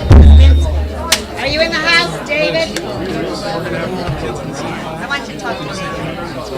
He has the pink shirt on. Brief recess at 10:10. And there's a few items of business that I would like to complete. And one is approval of minutes of May 1, 2019. Is there a motion to approve? I'd like to do that. So moved. Mike Pelton, seconded by Lou Pear. Yeah. Any changes, errors, omissions? Just trying to get it close to me, I'm Well. sorry. There being no changes, I'll call for the vote. All in favor? Aye. Any opposed? Any abstentions? Motion carries. I have nothing under communications. There is no public here tonight. Excuse me, Susan, do you need to accept the agenda? Yeah, you never accepted the Well, agenda. we'll accept the agenda. Make a motion to accept the agenda. Second. All in favor? Aye. Any opposed? Motion carries. Due to the nature of the meeting, we've completed old business 7A. And under 7B, are there any appointments to boards or commissions? Not that I know of. No. There are no refunds of excess payments. Are there any status and committee reports? I have one item. And I know a couple of selectmen were able to attend. There was the nitrogen pressure test of the pipeline. And I know Ben and Jim attended, so if we could have some comments from you both? I got there as they were filling, they were still adding pressure. They went through a process where they actually had two 350-pound nitrogen tanks there, or 350 PSI, I should say, nitrogen tanks. They had filled up, were filling up the pipe and bringing it up to pressure. They actually completed that process at about 2 o'clock, where they closed the valve. And when they were leaving for the night, they basically were going to disconnect it, close the second valve so they didn't leave pressure on the gauge. And then the plan is to look at it at 2 o'clock tomorrow afternoon. So, Good. So far, so good. so far, so good. Ben, anything you want to add? No, I showed up when it was closer to hitting the 50, so that must have been closer to the 2 o'clock. You must have missed, yeah, because I left at 2:20, so you I must know, I had to have. sit out in the street till you were gone, I didn't want to run into you. No. I don't blame you. But yeah, from what everybody said down there, it seemed like it was going well, and the only other thing I would add, I think we should always thank Eddie from B&B. Yeah. You've been very helpful. You want to tell Sharon that for the minutes? Ed Balageron, and I'll help you spell that later. Ed B. from B&B Petroleum. Yeah. Nice. Very cooperative and helpful. And his son, I think his son might be a junior, I'm not sure. I think so. But very, very, it should be pointed out that they've been Yes, I agree. instrumental in helping, because they probably have some rights that they could have exercised, and they chose to help us, and I think that's important to point out. Yeah, that's good to know. We should get a report, I believe, by 17 of May. So I will share that with the selectmen and anyone who would like the information. So Ready. we'll look forward to the results. Okay. Let's see. Any other status or committee reports? Ralph, have anything? Park, they, trying to finalize the mix for the soccer and baseball fields. think they got positive information Soils? on it. So they talked to Ian. Sharon can't hear you. Oh, You're, sorry. you gotta I'm talk sorry. up. There you go. I appreciate that, thank you. Do you want me to help with that? Yes, you can help with that since you. Yeah, because I was out. Yeah, basically, right, we had Tom Irwin came out, that's the company that's looking at it. Ian was the specialist, he's the soils expert that came out. I don't remember his last name, if you remember his last name. I don't remember either. It's on my- But they took multiple samples they took samples of from the clay, they took samples of the material that they've been processing on site that's gonna be for the topsoil for the root zone mix. And they took samples from the soccer field areas, so they could evaluate what the perk rates are gonna be and make sure we end up with the right mixture for each set of fields. So that's being tested now. They were sending that out to the lab. They expected from Wednesday that it's about a 5-day process to get back to them on that information. Yeah, it'll be fast, So- and then they'll start putting on all the fields, and Yeah. despite what people may again be wondering if there's nothing going on, they've done work on the fences, they've done plantings and landscaping, they've Looks filled in nice. areas and I've seeded. seen it, yeah, Ben So was there's stuff going on, but people want to see big trucks, I guess, moving, and not everything they do is going to have big trucks, so. So noted. And the other thing is they're doing right now, they were also, when we were out there, speaking of big trucks, bringing in a lot of trucks, dropping off basically the base for the walking path. And they were going around and building and basically putting the base down for the walking path Yeah. around the soccer fields at that point, so. It's starting, when you go down, it is starting to really take shape, so. Wonderful. What are they gonna use for the base of the walking path? Well, it's the stone and all that in the subbase, and then it's gonna be an asphalt. Stone dust? Oh, No, these are gonna be paved, they're gonna be paved, yes. That's the new plan. okay. That couldn't be changed? They're gonna be paved. Could be changed, though? If They're we going to be needed money paved. For They're gonna be something paved. else? It's a question. Could they? Anything, but I think at the same time, one of the main features that people were looking at, and that was advertised and it was presented, is that many times by our friend Mr. Zampano, is that this is gonna be an area that people that are handicapped can use, things that, a walking path that people, pushing kids with strollers and things like that. So you also have the problem where when you're looking at what you wanna use for pesticides, and you put down stone dust and you start getting the grass growth, from a maintenance standpoint, it becomes more difficult. So could something happen? Sure. Well, the reason I ask, You know. is that there was supposed to be a meeting, I think, this week to talk about solar, and I don't know where we are with that, because the meeting was canceled. That was also to talk about the status of the project. That may have come up. When you mentioned solar, I want to add to that. I did have a conversation with the Green Bank, and they're very interested in putting together towns. So they're gonna bid towns together to see their need for solar arrays. So they're gonna look at Portland. I gave them a listing of all our buildings, including the work that's at the new park. So they're going to start to look and see where solar would be appropriate.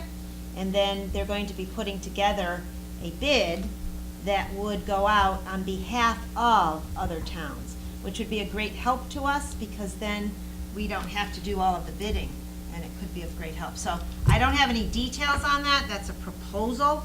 So as we proceed to other meetings, I'll let you know more about that. We also had a meeting with Eversource, and Eversource is standing ready to help us not only save energy through their energy savings program, but they're also interested in helping us with our sustainability CT, which is setting the benchmark.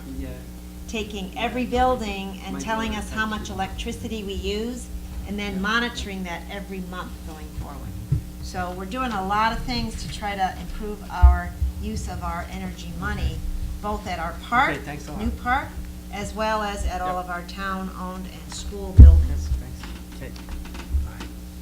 And the reason I asked the question is that when we talk about the energy usage in schools, in buildings, at the park, wouldn't it be beneficial to have a way of generating electricity, solar, that could probably pay for all the electricity at the park by putting in a small array, probably 10 kilowatt array.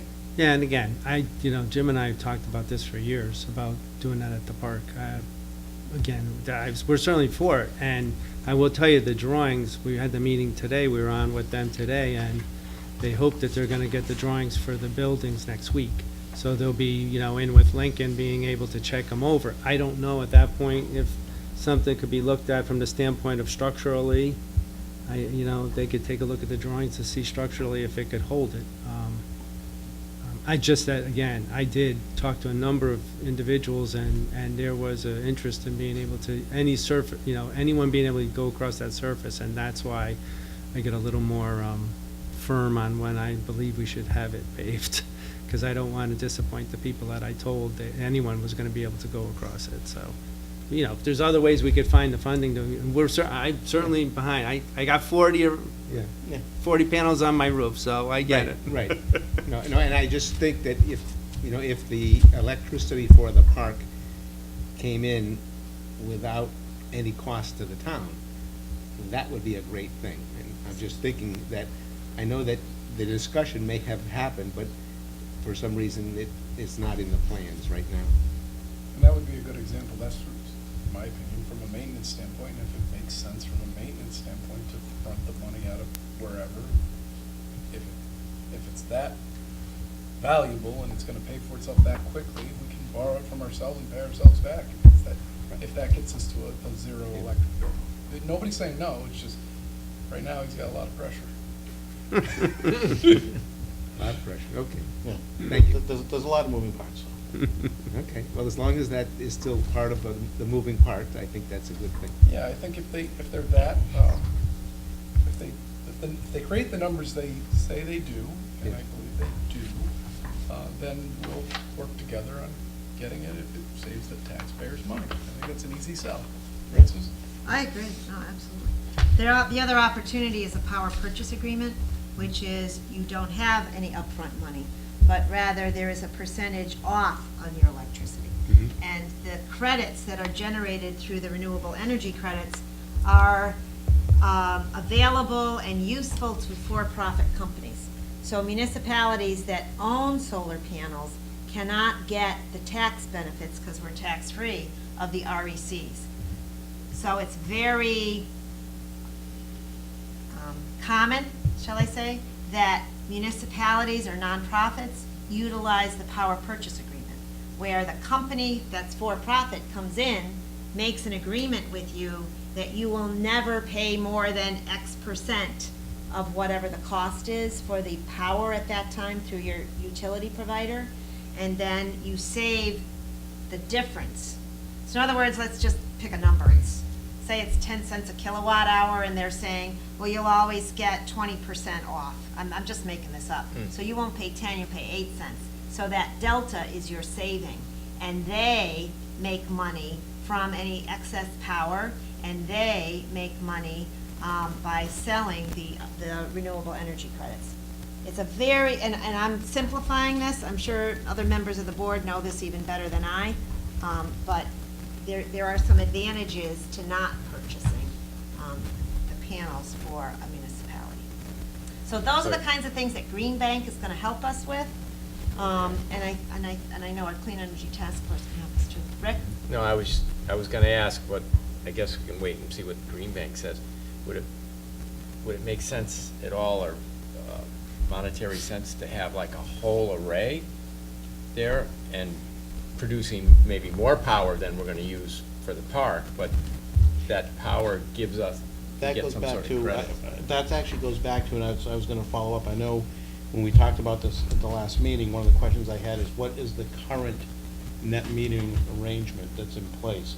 Because I actually agree, I just had to take a tour, through sort of some of the smaller towns in eastern Connecticut, on my way between 2 points, and there were many places where I looked at empty fields, or, well, what would have been empty fields, with just large solar arrays that were in place.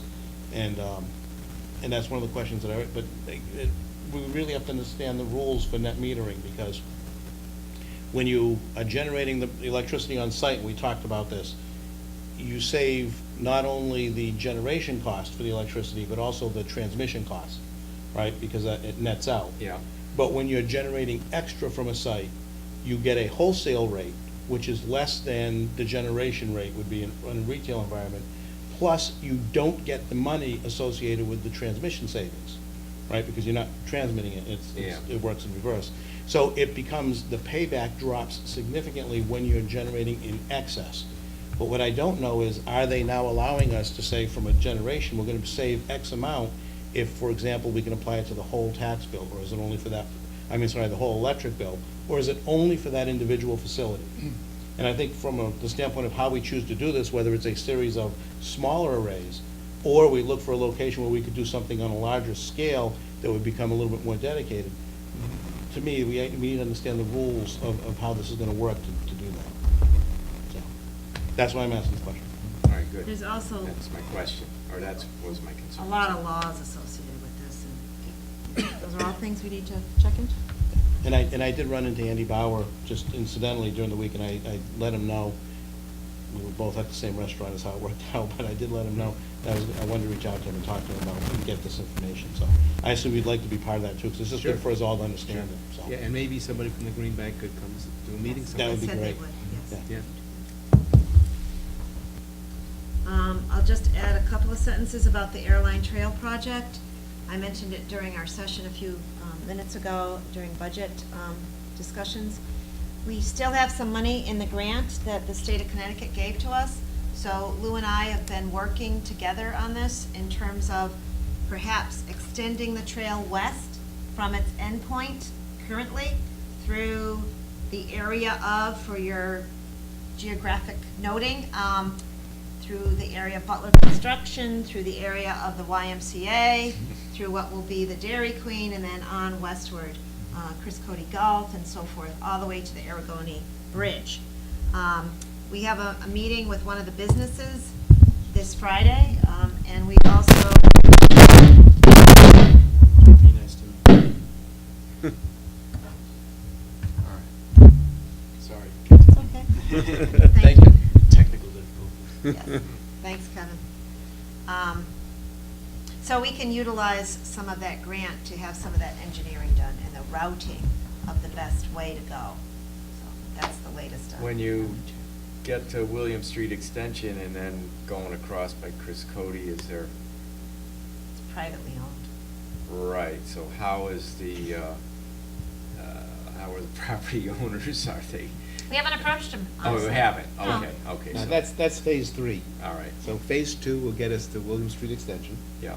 And then That's after a that, good- because it'll take probably 2 years before we do that. We'd have to go first with a site plan, then propose with the site plan to probably deep for a grant. That could take a year. And then, once we get the grant, we get the approval or licenses from those private property owners, then you go out to bid for a contractor. So I think we're talking, by the time we do that, it might take 3 years to get to William Street Extension.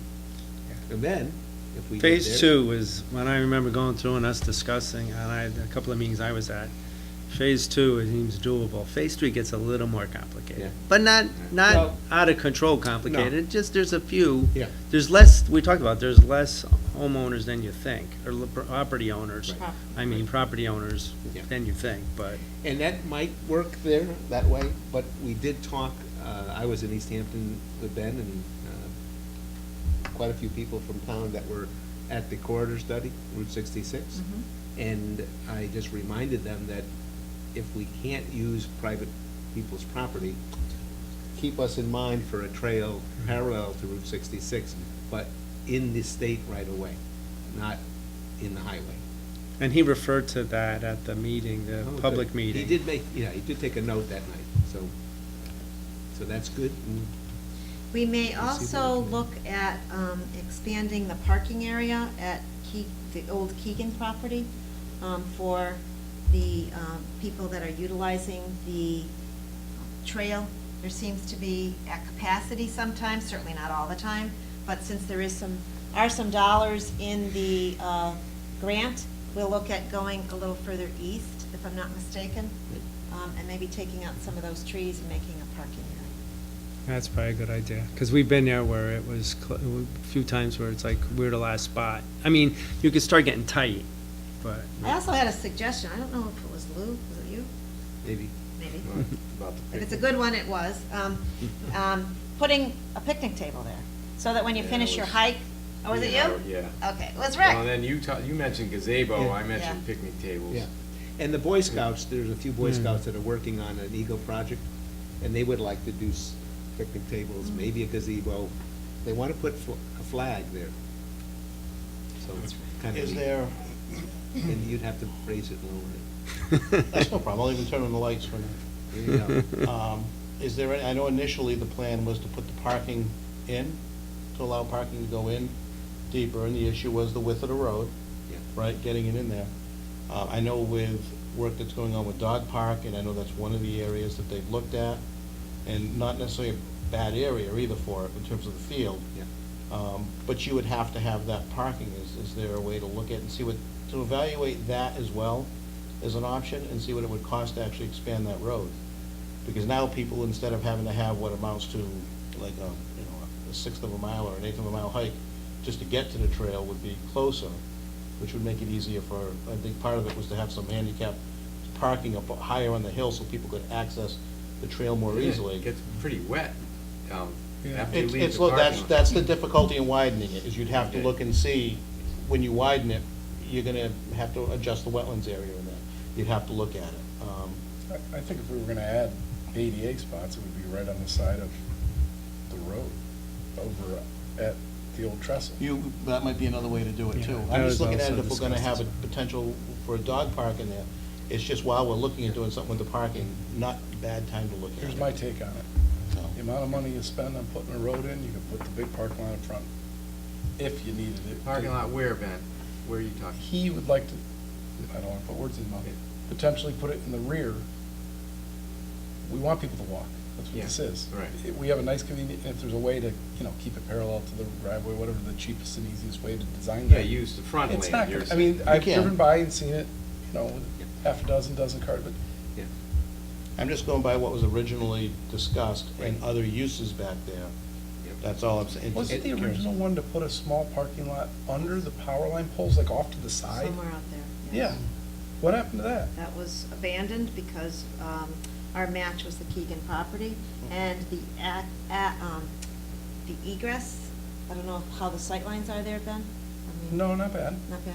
Where they We were can gonna- look at it. Where they were gonna pull in, and it's actually Yeah, all we can look at ready it. to go. I mean, to me, if we're gonna start We adding can look at it. that, and they're parking there now, just so everybody knows. Where is this? Is this at the Keegan property? No. Or up on Breezy Corner? Breezy Corner. Breezy They're Corner. they're There's a pulling couple right up. spots there They're that are pulling, that they're not. parkable. Yeah, well, Parkable. they're parkable. They're already using them all. They're Yeah. all getting up and. You mean everything. along the Handicap road? spot Yeah. that would be Absolutely. You mean along the But then- road? But then, there's a second. Don't we own a little entrance. piece of land? Doesn't the town own a little piece of land where Middle Haddam and Breezy Corner? Oh, yeah, opposite, but that's got a big kettle pond in it. Okay. You're not parking over there, I don't All right. think. And the other thing about handicap accessibility is that there is now accessibility at the Depot Hill parking lot, because that's flat. In So you can go either East- way, Yeah. and people East can use Hampton? the trail with handicap accessibility because it's flat. Yeah. You just have to go one time. You have to go a little further. I believe I'm getting a proposal from Jacobson Associates, our engineers.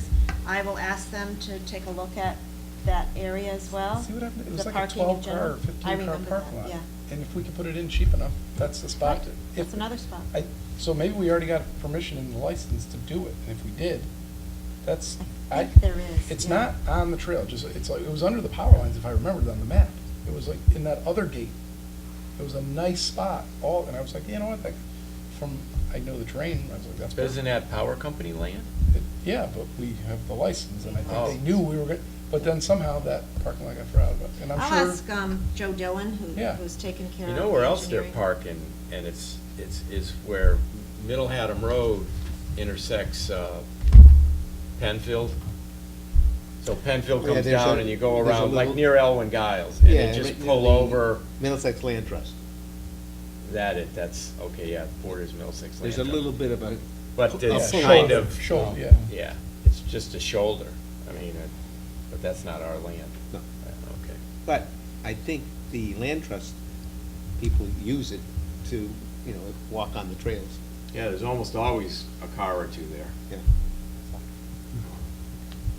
I will Good. ask them to Good look ideas. into that as well.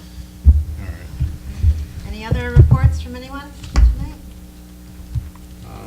Just a question on we talked last meeting about a boat launch committee or ad hoc committee? Right. I think we were going to try to get the Exchange Club swap, land swap. First, that's right, I think. okay.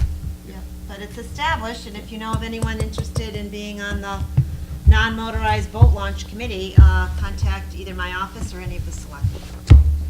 Get that Did started. anybody ask John Hall yet? Nope, I didn't. I haven't seen John.